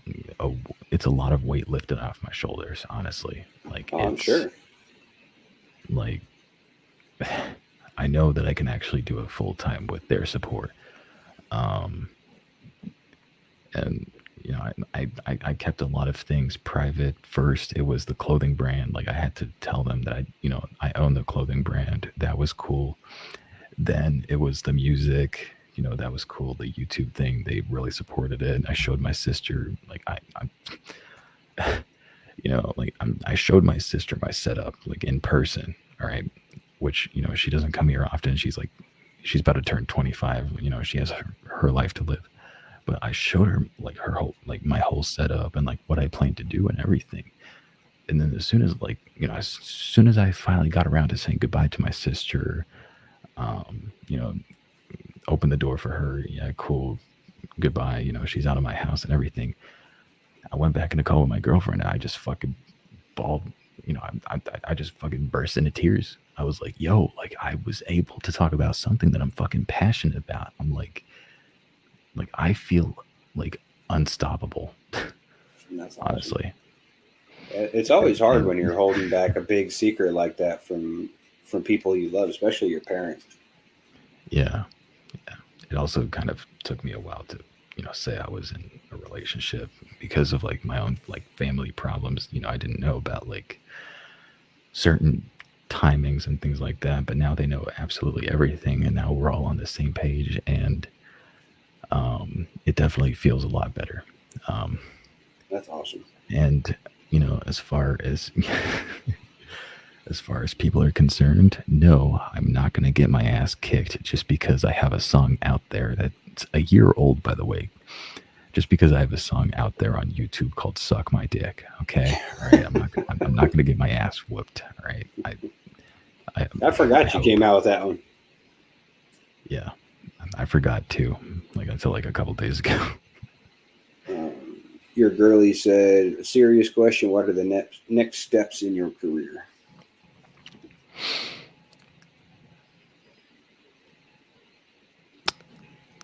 Doing everything that I'm doing right now, but better, and making sure my name out there sounds familiar with absolutely every single fucking buddy, whether they like it or not. I'm going to be a lot more persistent, and to these people who, to these bigger names who really refuse to see this, good side of me, I want to make sure that my name stays present while they stay stagnant. I want to make sure that, you know, I'm the one that they're talking about because I've gone through way too fucking much to just stay stagnant and not do anything about, you know, just everything that I've done up to this point. Why the hell would I stop? So it's like, I've got to keep going, got to keep pushing forward. And who knows? Who knows what will happen next? Um, all I know is that I'm going to be graduating high school with the ability to take YouTube full time. I don't care how long it takes, okay?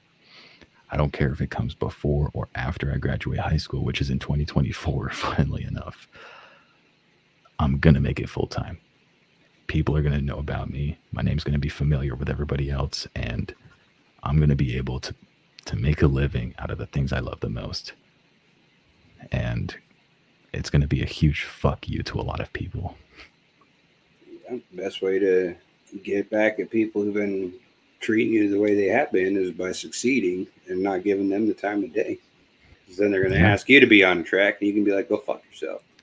Oh, they do. I have a bar on Stuck in Traffic that kind of explains this. It's on Flute Song. It's the second to last track. No, it's the 9th song on the track list. And I say that, the people that were hating on me all these years ago, because I was starting out and shit like that, and they did not see the potential that I had, I outclassed them, and now they are the ones kind of dreaming about featuring me. That's awesome. And obviously, I don't work with them because obviously, they fucking, did me like that. And everybody that I have beefed with in this community, you hear nothing about them nowadays.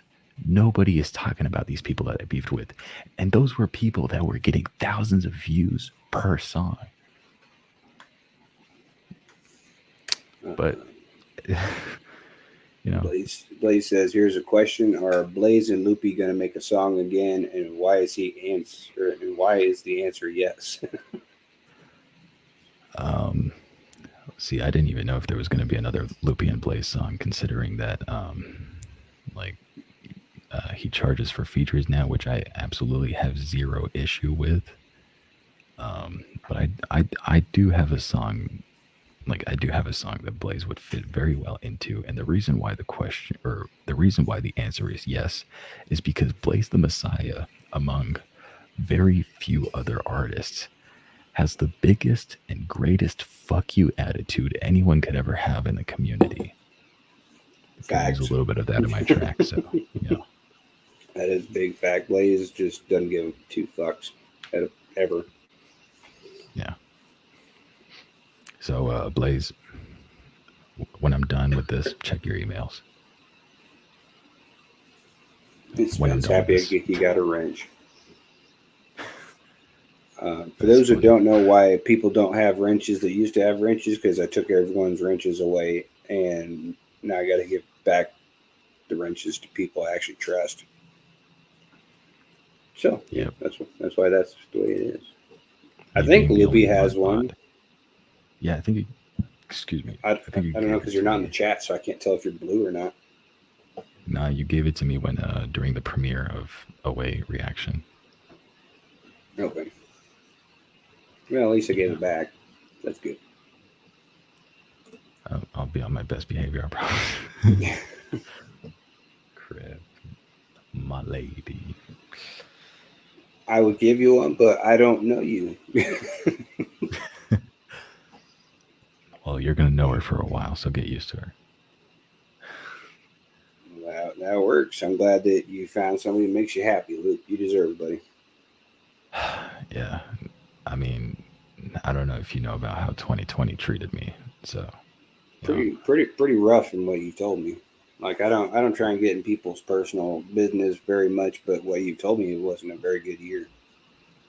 Yeah. Well, I mean, I've made it public at this point, so I really don't give like two shits about it, but like, yeah, it was a very, very shit year. And Mike, this is why this project makes sense, by the way. Mike is one of the people that I'd say kind of saved me when I was at that fucking terrible point. But yeah. I did an Instagram live that day telling myself that, yeah, it's going to be that day.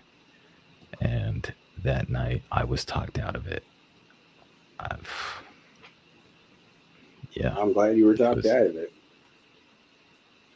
I lost too many people to take from that path, so I'm glad that happened. Yeah, no, like, especially when, like, during that quarantine time, I've done absolutely nothing productive. And that was during, like, June time 2020, lockdown started in March of that year. But I don't know, something just got me to like stick through, and it made sense. And funnily enough, a year later, I managed to make my dreams come true. And I did, I did come across my girlfriend, around like July. Well, not around, I know the exact time, but like on July time last year. And that was, another great thing that happened. I was already doing well, but, that made everything better. Um, Thanks, Luna, and thanks, Blaze. Yeah, for sure. I'm not going to. I'm not going to have these thoughts. I'm not going anywhere, right? I'm not fucking leaving anything. I'm not ending shit prematurely, all right? I kind of have a whole fucking life to live, and Yeah, anyone who thinks, don't be a premature evacuator. That'd be bad. yeah, I do not want. No, I'm not going to make that joke. Um,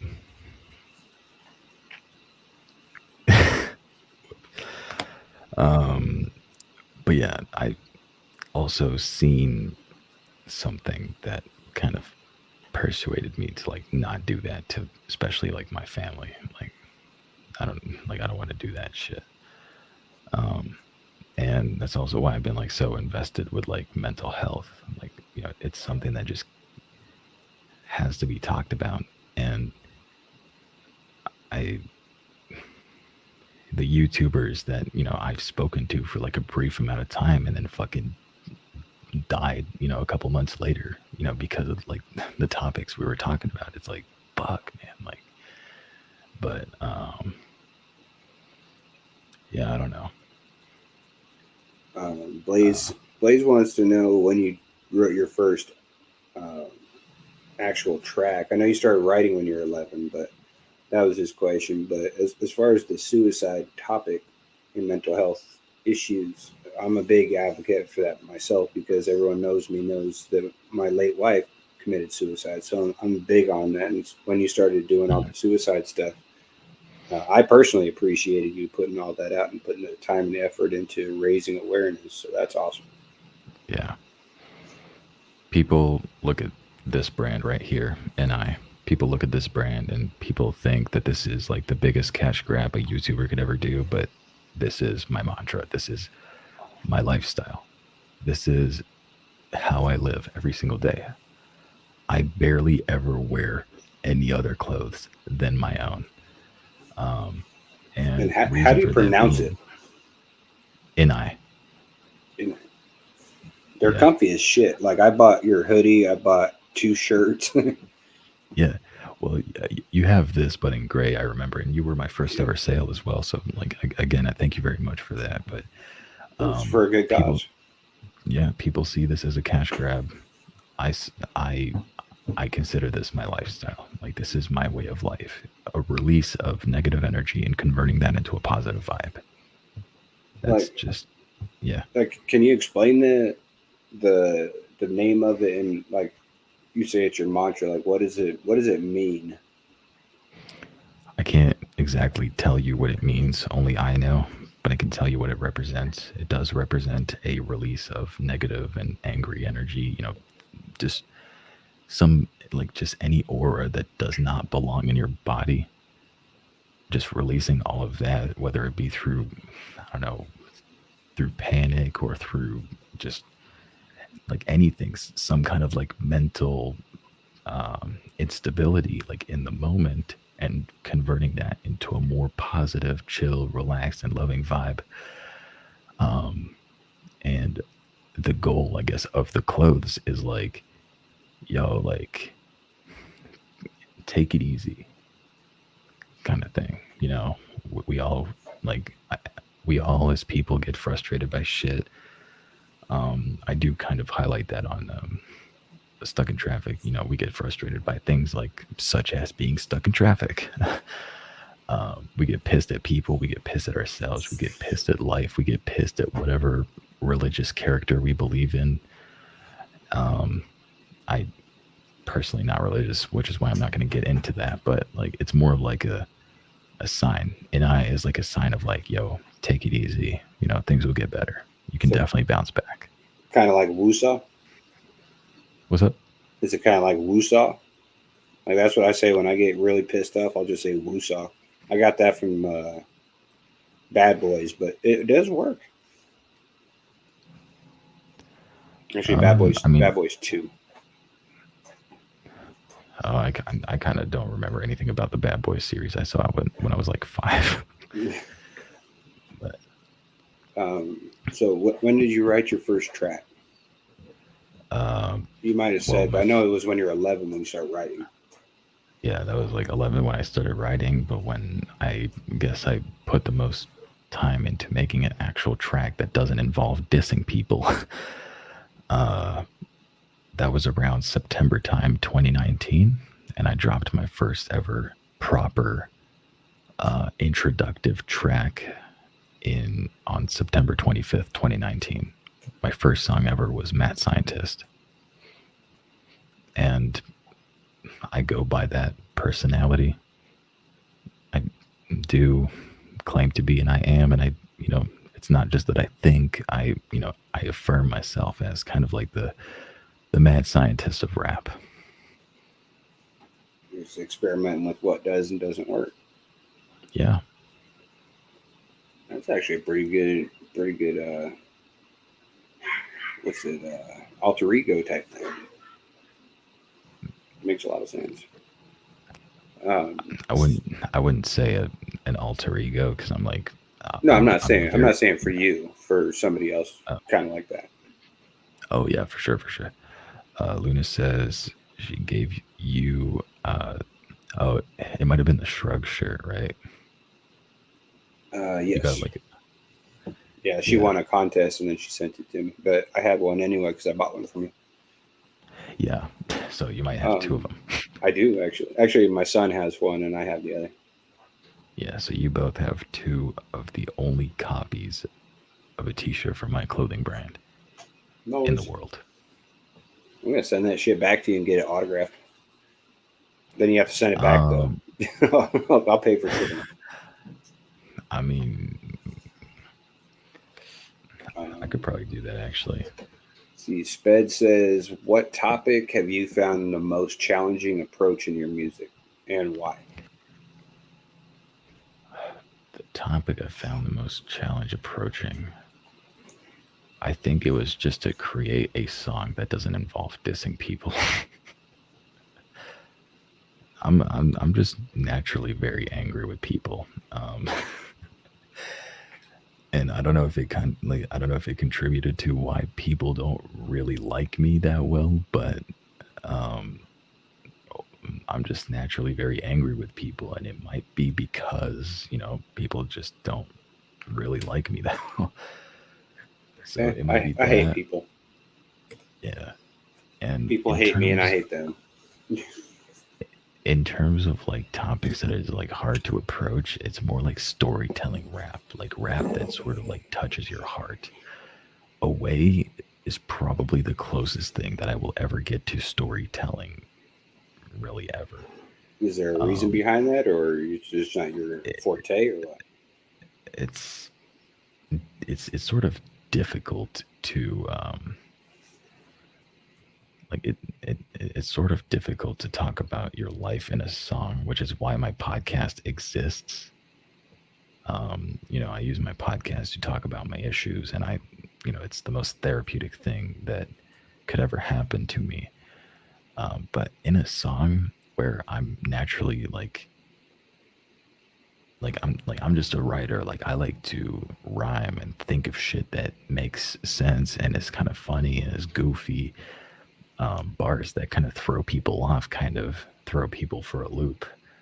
Um, but like I just like to write bars that just you know uh, that just sound fire. And talking about my life is kind of difficult, I guess. And I don't know. Um, Like, I think I'm but exact opposite of that. Like I like to do the songs that you're talking about, where you just throw people for a loop. The kind of, I guess, my Jekyll tracks is what I call them, where they're just crazy, off Yeah. the wall, batshit crazy. But I love to do the storytelling and tug at people's heartstrings. I love to do those because those are my most real and honest songs because they're actually true. Yeah. If that makes any sense. Yeah. Well, anything that I would be talking about in terms of like my mental health or just a cause in general would be true. It would come from the heart, but it wouldn't be done right. It wouldn't do anybody justice. I wanted to work with Tripped Up on a DMX tribute rap, which he ended up like posting himself, like, just a couple weeks ago. It's fucking fire. I'm glad he actually got around to dropping it, but I didn't feel like I was the right person to make a tribute out of DMX. Even oh fuck.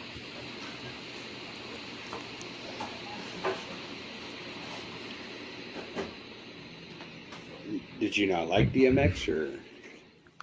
No, I love DMX. I have DMX in my gym playlist. Like I would always like listen to him, and like a lot of other OG artists, like in my like like on the bus on my way to school. Um, and I guess a lot of like meme songs and shit like that.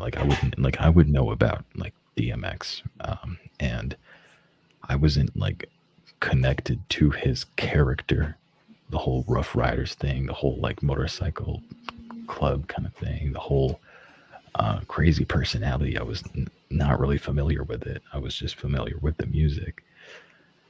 Um, but I wish I knew more about DMX before he actually passed away. And I felt like if I did a tribute song, it would just not be the right thing to do.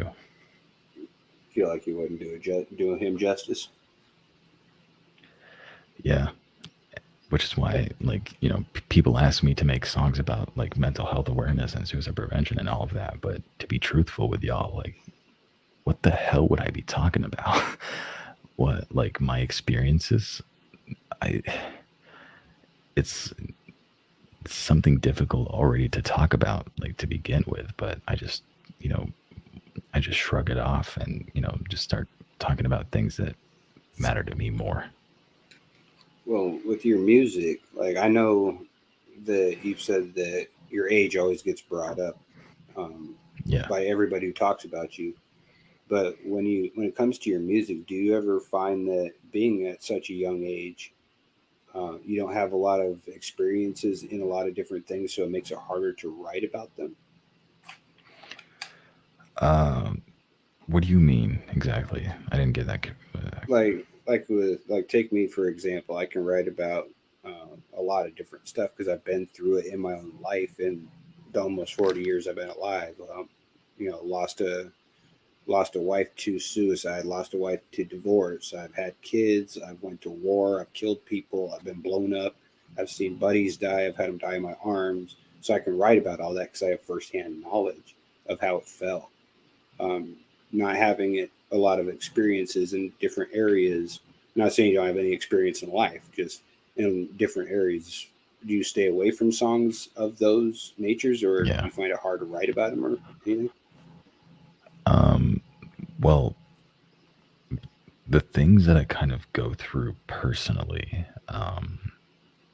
I the things that I kind of go through personally, like I would be able to write them, but I wouldn't be able to do it right. I wouldn't be able to like touch people's hearts and, uh, you know, teach a lesson. All right, like I would just tell the story and then leave it at that. And a lot of people that read these stories, it's not for them to just read or hear about you or whatever. They want to learn something from other people's stories. This is why music is so relatable. This is why music is so therapeutic for those who make it and for those who listen to it. If you are willing to come out and say that music is not therapeutic, whether you make it or write it, you are not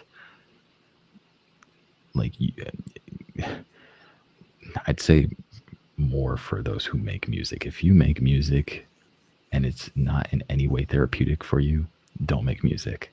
It's an absolute waste of your time. However, if this is something that you know makes you feel better from a standpoint where you know it gives you that therapeutic feeling because you feel like you're able to open up about something, then cool. This is you are treating music correctly and exactly for what it was made for. Um, a certain group of people, right? Like people, okay, no, victims of like genocide or victims of like some sort of like slavery or whatever, they made music. They are sort of, some of them are the founding fathers kind of a certain genre of music. They made music to distract themselves from the real problem. We listen to music, we watch videos, we're on social media, we do these things to distract ourselves from what is really going on in the world, which is some crazy shit, but it's not crazy good. It's kind of crazy shit because And it's getting you shittier got, by the day. yeah, but I keep saying, and I'm not really sure that I've applied it myself, but 2022 at this point is going to be this year where this year will turn out the way you make it. Meaning, if you make things happen, if you really take your time to achieve everything that you want to achieve, um, you're going to make that year good. However, if you choose to sit on your ass all day and do absolutely nothing, scroll on social media, waste your time, watch Netflix all day, and not care a single bit about your future, you've made you've made your year bad for yourself. But I said all of this, and then a whole fucking war is going on in a different fucking country. So I'm like, yo, okay, well, fuck. Like, I say all of this shit to motivate people, but then whole freaking disasters fucking happen. So I'm like, damn, like I shouldn't even be giving advice to these people. Well, it's not that you're out of line giving advice because No, I'm like not. the war in Ukraine, yeah, it's a terrible thing, and Putin is a monster in my opinion. But it doesn't mean that somebody down the street isn't going through something that they can relate to in a song that I've made, and it might help them through the day. So I 100% agree with what you're saying. I don't think you're out of line saying it. No, I'm definitely not out of line. It's just that sometimes the timing is very inconvenient. And when I say that, like, oh, 2022 is going to go the way that you want to make 2022, and I said that, and then the worst possible shit happened, um, which is, I don't know, it's just very, like, inconvenient timing, I guess. But, Well, you're and still not you're still not wrong though, yeah, because the no, people that yeah, survived the Ukraine thing and they've gotten out of Ukraine, yeah, it's terrible what they just had to go through. And the deck might be stacked against them, but they could still do amazing things with the rest of this year and their life. yep. And they live another day, and that's always something wonderful. But obviously, a lot of people waste their days, including me. I waste a lot of my days, and you know, I'm just mainly talking to these people who may have had this work ethic and they've lost it, and they're trying to pick it back up. I'm talking to these people when I say, just the fact that you were able to get out of bed that morning is possibly the best thing that you could possibly do. But now you're going to have to turn that thing that you've done, which is great because now you're not sleeping your day away. You're actually going through it. Make getting out of bed the least of your worries and start finding something that really, really, really makes you happy, that you're really like passionate about. Um, and I say all of these things, but these are things that I can only say when I'm in an open discussion with people. This is not things that I can come up with when I'm writing a song, because all I'm ever thinking about when I'm writing a song is proving people wrong and shutting people the fuck up. That's good motivation by itself, right there. Just keep going. So Yeah, apparently it's working because you're about to drop an album. So yeah. But I do want to make it clear, there might be, well, I don't know about the age group of, this amazing audience that we have, but there might be, a few young people watching these videos, on YouTube, just casually scrolling through. You guys can clip it right now for these people. If you think that the average human being can have their entire life figured out at the age of 18, you are fucking delusional. All right. It takes longer. It takes way longer for a human being to know what they want to do and have their life figured out, and have, I guess, the ability to, push for your goals and everything. All right. Gary Vee said this. All right. If, the average human, can't really have their life figured out at such a young age. Unfortunately, the school system is making you think that. However, it's definitely not the case. Will I have my life figured out at the age of 18? Probably not. Will I have my life figured out at the age of 25? I don't know. But I do know that I'm going to spend more of my life chilling, knowing that I've, finally done everything that I need to do, than actually trying to figure it out. There's like a huge difference. Like these early years of our lives are the most important ones because we're trying to figure it out and shit, but at the same time you can't like overthink it, right? If it takes you until you're 30 to like fully know what you want to do for the rest of your life, it's chill. Honestly, you got your whole fucking life ahead of you, because you're going to spend more time actually doing shit that you want to do instead of living a life not knowing.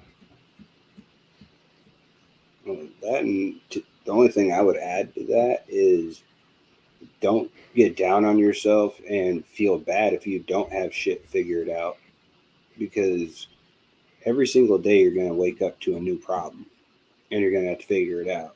And I'm coming up on 40 this year, which really sucks, but it is what it is. But there's still shit I'm figuring out in my own life. So, Yeah. I mean, these moments that we live that, we can't look back, but we kind of have to. Um, Here's the thing: we can't really look back on these issues because, first of all, we can't really change the experience. All right. What happened to me in 2020, if I could go back and do things differently, I wouldn't. The reason why is because living life in pure regret is the most unhealthy way of living, because you always feel like you are way behind the norm that you, and the norm and the standard that you just set for yourself. um but um the experience remains, the learning does too. When you go back in time or something like that and change everything that you kind of didn't want to happen, that changes and slows everything down. yeah, it's kind of like the movie Butterfly Effect. I was actually saying this the other day. If I could go back in time and not join the army and my body wouldn't hurt as bad as it does today, I wouldn't have my son. I probably would have never met my ex-wife that had my other two kids, so they wouldn't exist.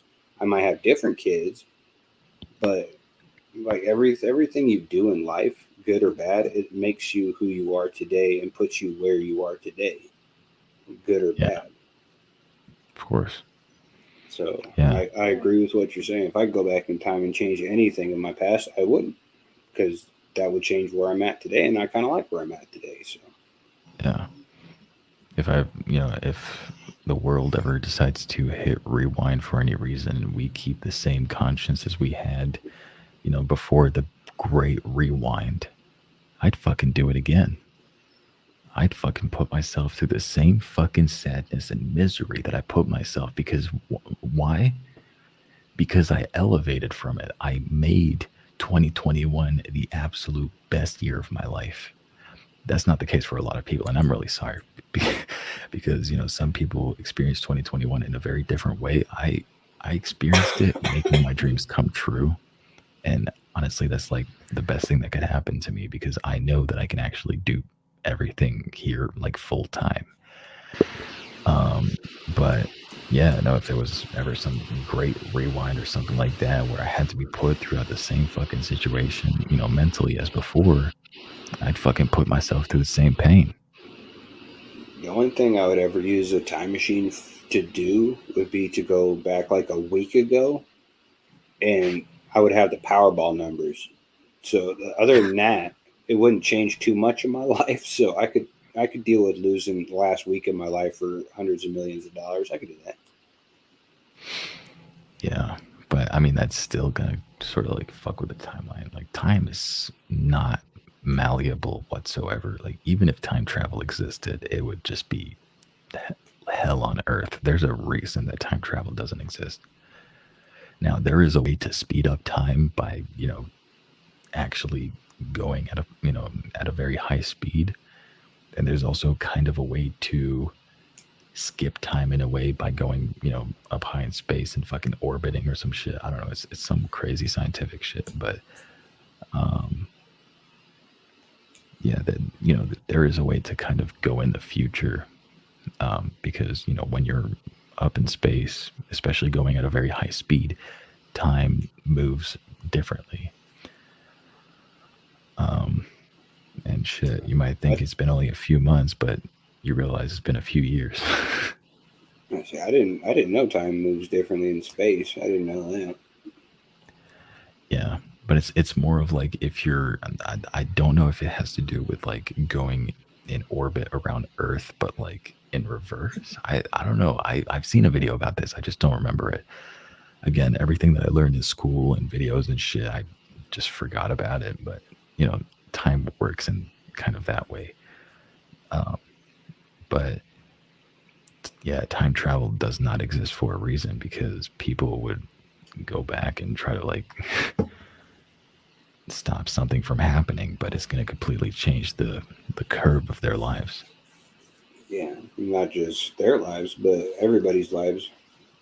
Yeah, Like if say somebody went back and killed Hitler when he was a baby, that might change where society and humanity is today. We could have nuked each other by now. yeah, I yeah. Or if somebody went back and stopped a certain war or any attacks or something like that, or tried to save their loved one from like a crazy death or something like that, it could still fuck with the timeline. And for that reason, I'm sort of grateful time travel doesn't exist like that. Yeah, Um, if they ever invent it, we're all fucked. yeah, and obviously time travel cannot be accessible to all 7 fucking billion people because Well, hell, I wouldn't even trust it to one motherfucker. yeah, because like one day you wake up knowing who Michael Jackson is, and then the next day you wake up and it's like Miguel Jackson or Well, some dumb shit like that. But like the weird thought about that type of thing is, say we went back in time and we could change, like you were saying, Michael Jackson, but you went back in time. The thought that my thoughts now would be changed because of what you did, and I don't even like know Michael Jackson. I've never met him, but it would still fuck with my life because then would I know the name Michael Jackson, or would I just like all of a sudden be completely oblivious to that name? Poof! All of a sudden, it's fucking weird. yeah, time travel is just so weird. It just depends on like who really fucks with the timeline. I mean, shit. I mean, somebody could go back and try to like make sure a freaking miscarriage happens for all I know. So like, that's how fucking dangerous time travel could be. Um, Well, people I don't know. are just stingy and I guess self-serving by nature. So if somebody had that ability, They would do it at first for scientific reasons, and then they would start fucking with it and have fun and make themselves rich. Yeah. Guilty or Maybe not, that's Michael Jackson was a legend. Well, Blaze, I wasn't even going to get into that because I know he's like not guilty. um, I think Elon Musk is from the future. Honestly, that motherfucker is too smart, yeah, yeah, and he builds like all this futuristic shit, and it's like nothing to him. It's like cooking spaghetti for me. He just knows what he's doing, and it's like, what the fuck? He just like yeah. NASA has been around forever, and he just comes in all of a sudden out of nowhere and makes a rocket that propels better than NASA ever thought possible. It's like, what And the fuck? lands on itself and lands on itself. That's like Yeah, even crazier. lands by Elon itself. He Musk. makes electric cars. He knows to buy Twitter. That's why I bought stock in Twitter because I know he's going to buy that motherfucker. Yeah. And I think the stock might even go up, once he's like taking control and actually making it better. Oh, I But guarantee you. Look what he did to Tesla. Holy shit. I mean, Tesla is, I mean, I thought there would not be a single freaking Tesla supercharger in my city, but I don't have to look far. I And do. Goddamn. There's none. Not a single yeah, one. you would think that it would be over, where you're at because, it was the country's headquarters is in like America, but like all the way in France and shit. Like I saw Teslas in real life. They look like futuristic as shit. Like my dream car, like I don't want a Lambo, I don't want no Ferrari, I just want a Tesla. I don't care if it's like the shittiest model anyone could ever make. That shit is futuristic as fuck. See, I'd be screwed if I buy an electric car or Biden gets his dream and we all go electric. There is not a single electric charging station between me and Denver. And that's over 400 miles away. And they only go 300. So I'd be fucked. Yeah, but Elon Musk is like the only billionaire that I trust. All the other ones are just fucking aliens and lizards. I don't fucking trust them. But Elon Musk just has that special something. Like, at first, I didn't like Elon. I thought he was way too fucking weird. Especially when he named his kid some weird ass fucking name. Yeah, yeah, I heard about that. Like, I wasn't sure I'd take that dude, but he's actually pretty fucking awesome. Like especially like I try not to get into politics on my interviews, but everyone knows I hate Biden. But he's trying to I, push the electric agenda, right? Which would make yeah, Elon very very rich, and even Elon told him that is a terrible idea. Don't do it. So I trust him. yeah, yeah. No, I mean it's good to go electric, but at the same time, like we're talking about countries and continents that would put a lot of people out of business. Um, and the amount of electricity that would be used, I feel like would not be healthy at all for like, Well, the which is electricity's got to come from somewhere, which is called power plants that burn coal. So it's kind of self defeating purpose. yeah. I I, I mean, I think green's a good idea. We're just not ready for it. yeah. I mean, it's not that bad of an idea, but making it 100% like the only thing, like gas still needs to exist because jobs, all right, a lot of freaking jobs take care of gas. I mean, fucking look at all these like oil companies, like, or not oil companies, or oil countries like Qatar or Saudi Arabia, or like these place, or United Arab, like Emirates, like they got the biggest oil businesses like in the world. Like we need these people to keep, we need these people to keep going. Just fucking lower the prices, damn it. Yeah, I But agree. here's the thing with y'all in the U.S. Okay, how much do you pay per gallon of gas? Just went up to 405 a gallon here. Okay, We've been reasonably lower than the national average, so it's not been too bad. But Cali's like $8 right now. okay, so That is $4 for every 3.7 liters. So 4 divided by 3.7. Okay, that's $1.08. And you're Let complaining me. about gas? Okay. Let me convert uh, my price per liters. Okay, my price per liters is $2.06. And how many liters are in a gallon? 3.7 liters. So about $6 ish, give or Yeah, take. $6 a gallon. Yeah, $6 a gallon, and like people were complaining. But the thing is, though, like that happened way before Biden was elected. This is how we live. We live with insanely high gas prices. Um, yeah, and it's not affordable at all. But Well, I I think we need to go and stick with the hybrid cars. They're half electric, half gas. Those things are yeah awesome yeah no, they definitely are. because you charge your own battery. You don't got to do a charging station. Yeah, and if there's no charging station around, at least you can put gas in the fucking vehicle. Exactly. You put gas in, and when it needs to charge a battery, it kicks on the gas, and then the gas turns on the alternator. Alternator powers the battery and just keeps doing it. So that's an excellent Yeah, idea. It cuts down on gas, and I don't got to sit there and wait 30 minutes for my car to fucking charge. yeah. Only for it to go like 5 miles. Yeah, No, but but Tesla and their like battery life, it's definitely getting better. It's just not good enough for like going like across the country. yeah, I Like fully agree. like if I was like to go across my country to go somewhere like in a car, which I wouldn't even be doing anyways. I'd be using a fucking train or a fucking plane. But if I ever had to use a car, I'd probably like rent one for like a couple nights. But anyways, like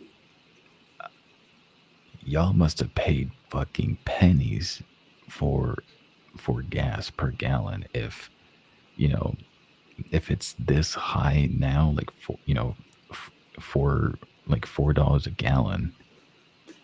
People are complaining about $4 a gallon, but ever since my president was elected in 2017, it's been just $6 a gallon.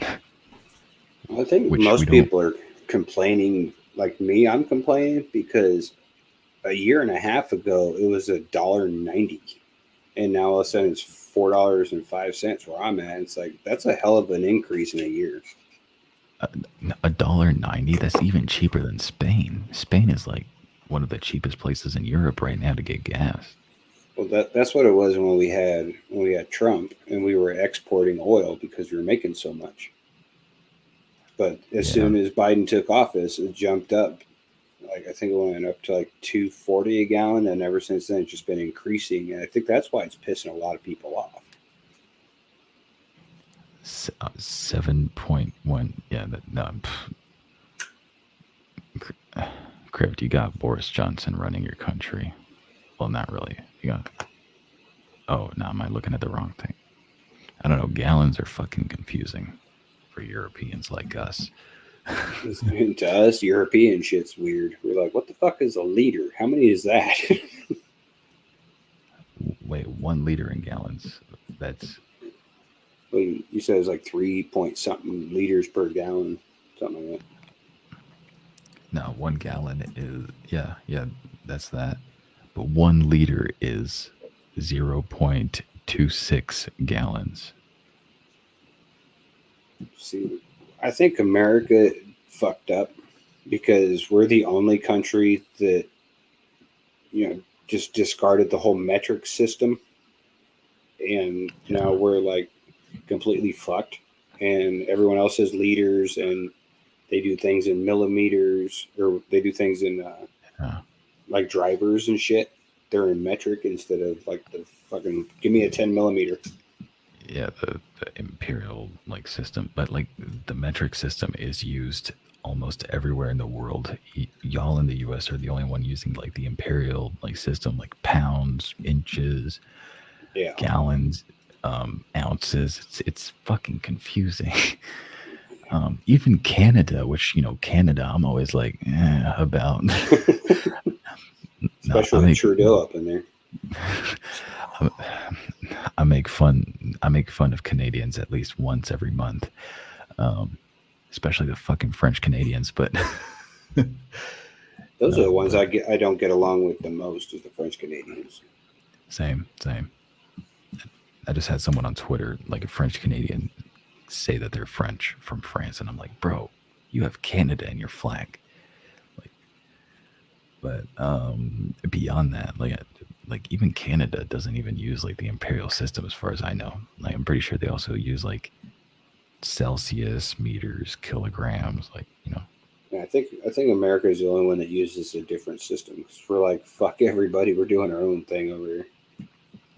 Yeah, I don't know why as well, because I mean, like, it's actually not that difficult of a system to understand. Because we're gangster like that. we do our own shit. Yeah, but I mean, milliliters, centiliters, liters, The and fuck shit is a like that. centiliter?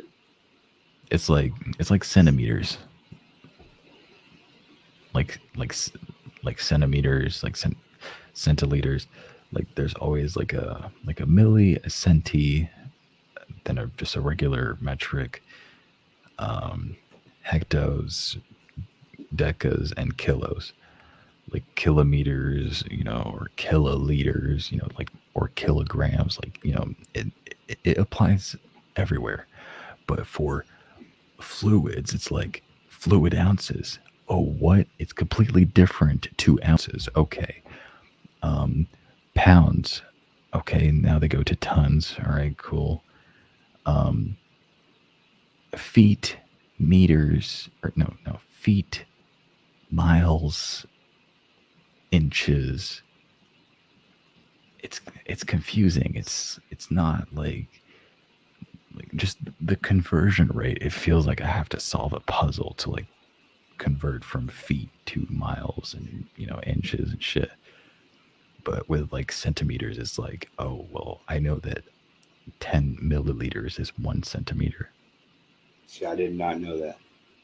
It's I have so to pull out. simple. I have to pull out my phone and Google how many shits are in other shits. Oh, I'm good with centimeters. Don't ask how, but I'm very familiar because it's such a simple system that I don't know why it's not used everywhere. I don't know. Did somebody whisper in my ear? I don't know.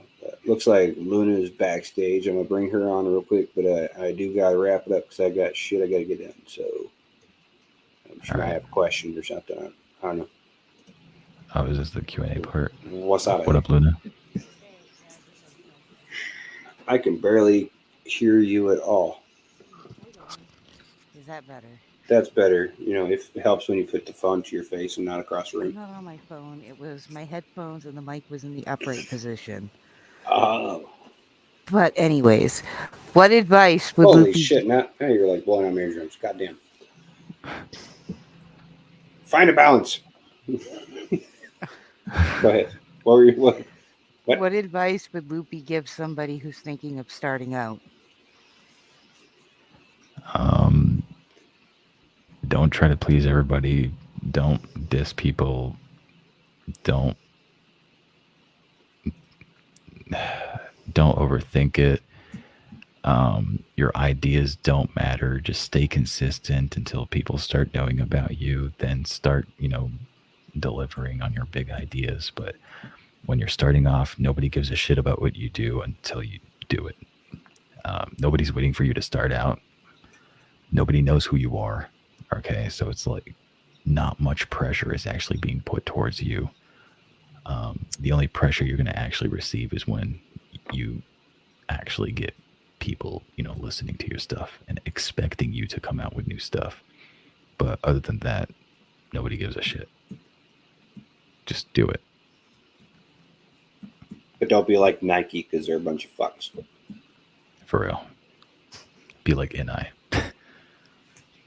Yes, I support that, and way before I would ever support Nike. Yeah, no, I mean, I have like Nike shoes, but like that's the only Nike thing that I will like ever wear, really. I'm surprised Like, Michael Jordan hasn't taken his fucking Air Jordans from Nike and just gone somewhere else like Reebok or something.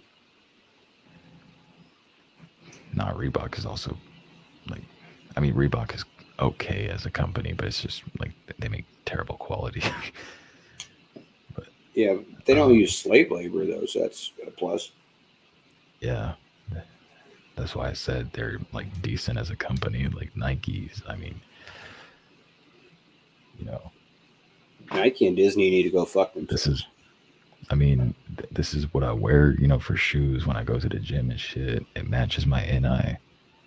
Shout out to all the kids that work on this shoe, but honestly, I mean, like, Wow, you Luke. deserve better. No, I'm just Wow. saying, like, like everybody that, worked on this shoe, like, you deserve better. Question for Loopy: when can we catch? When we're done. I don't know what that is. I don't think I want to know what that is. No, kutch is a Welsh word for cuddling.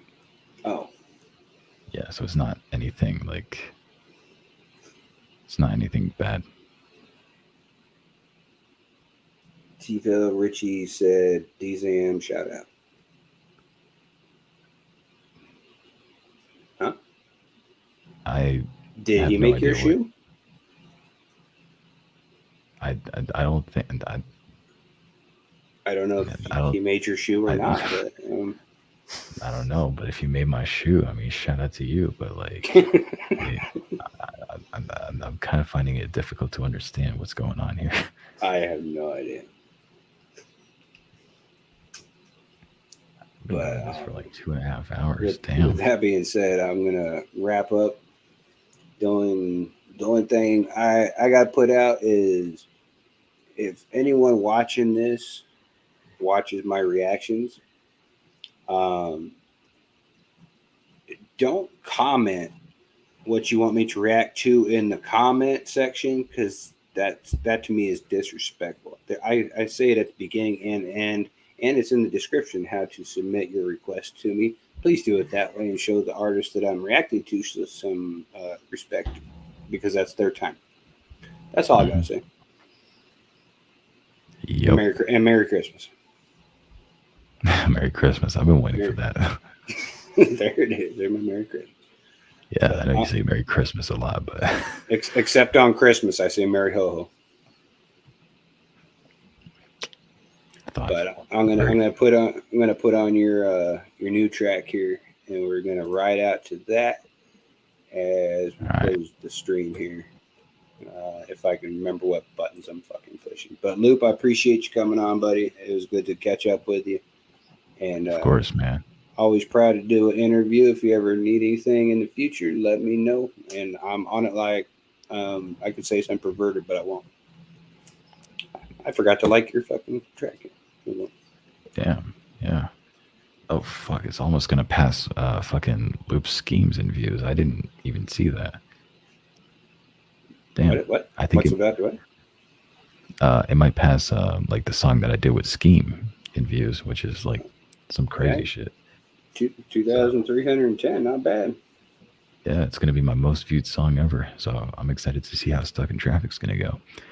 I do want to say this one last thing though before we actually get into the track. Please be sure to pre-save the Stuck in Traffic album if you want to catch up with everything regarding the release. I can't stress this enough. This is the best way that you could possibly support everything. And if you don't like the album, you can take it off of your library. But all I need you to do is just hit that pre-save link. You'll be entered in like a mailing list just automatically, and obviously you can unsubscribe from that like mailing list if you wish. All right, it's not a robot, it's not automated, these emails. This is me typing them and sending it to everybody that pre-saves.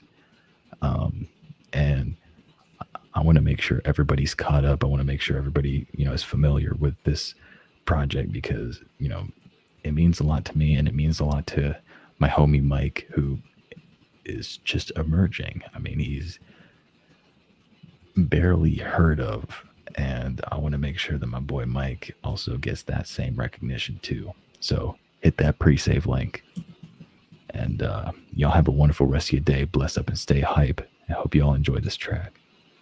And thanks to everybody who rolled through to show Loopie some support and for showing Jekyll Reacts the support as well. Much love, and I appreciate y'all.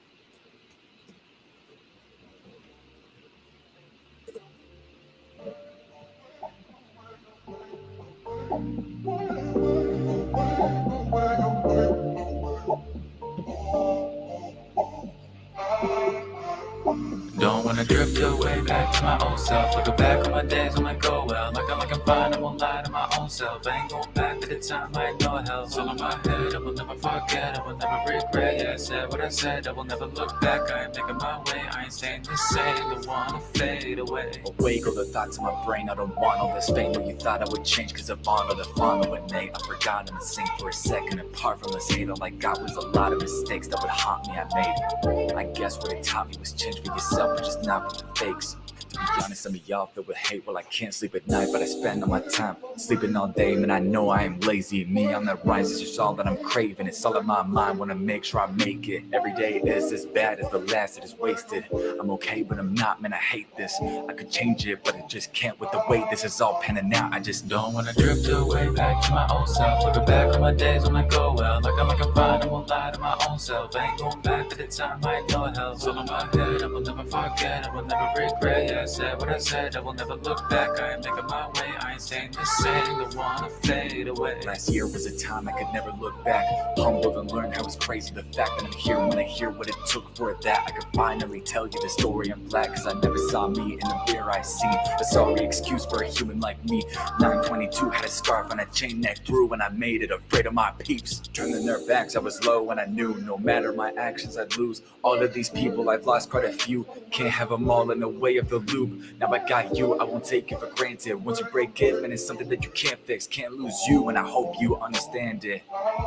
Y'all are my family. Don't wanna drift away back to my old self. Looking back on my days, I'm like, oh well. Like I'm fine, I won't lie to my own self. I ain't going back to the time I had no help. All in my head, I will never forget, I will never regret. Yeah, I said what I said, I will never look back. I ain't making my way, I ain't saying the same. Don't wanna fade away.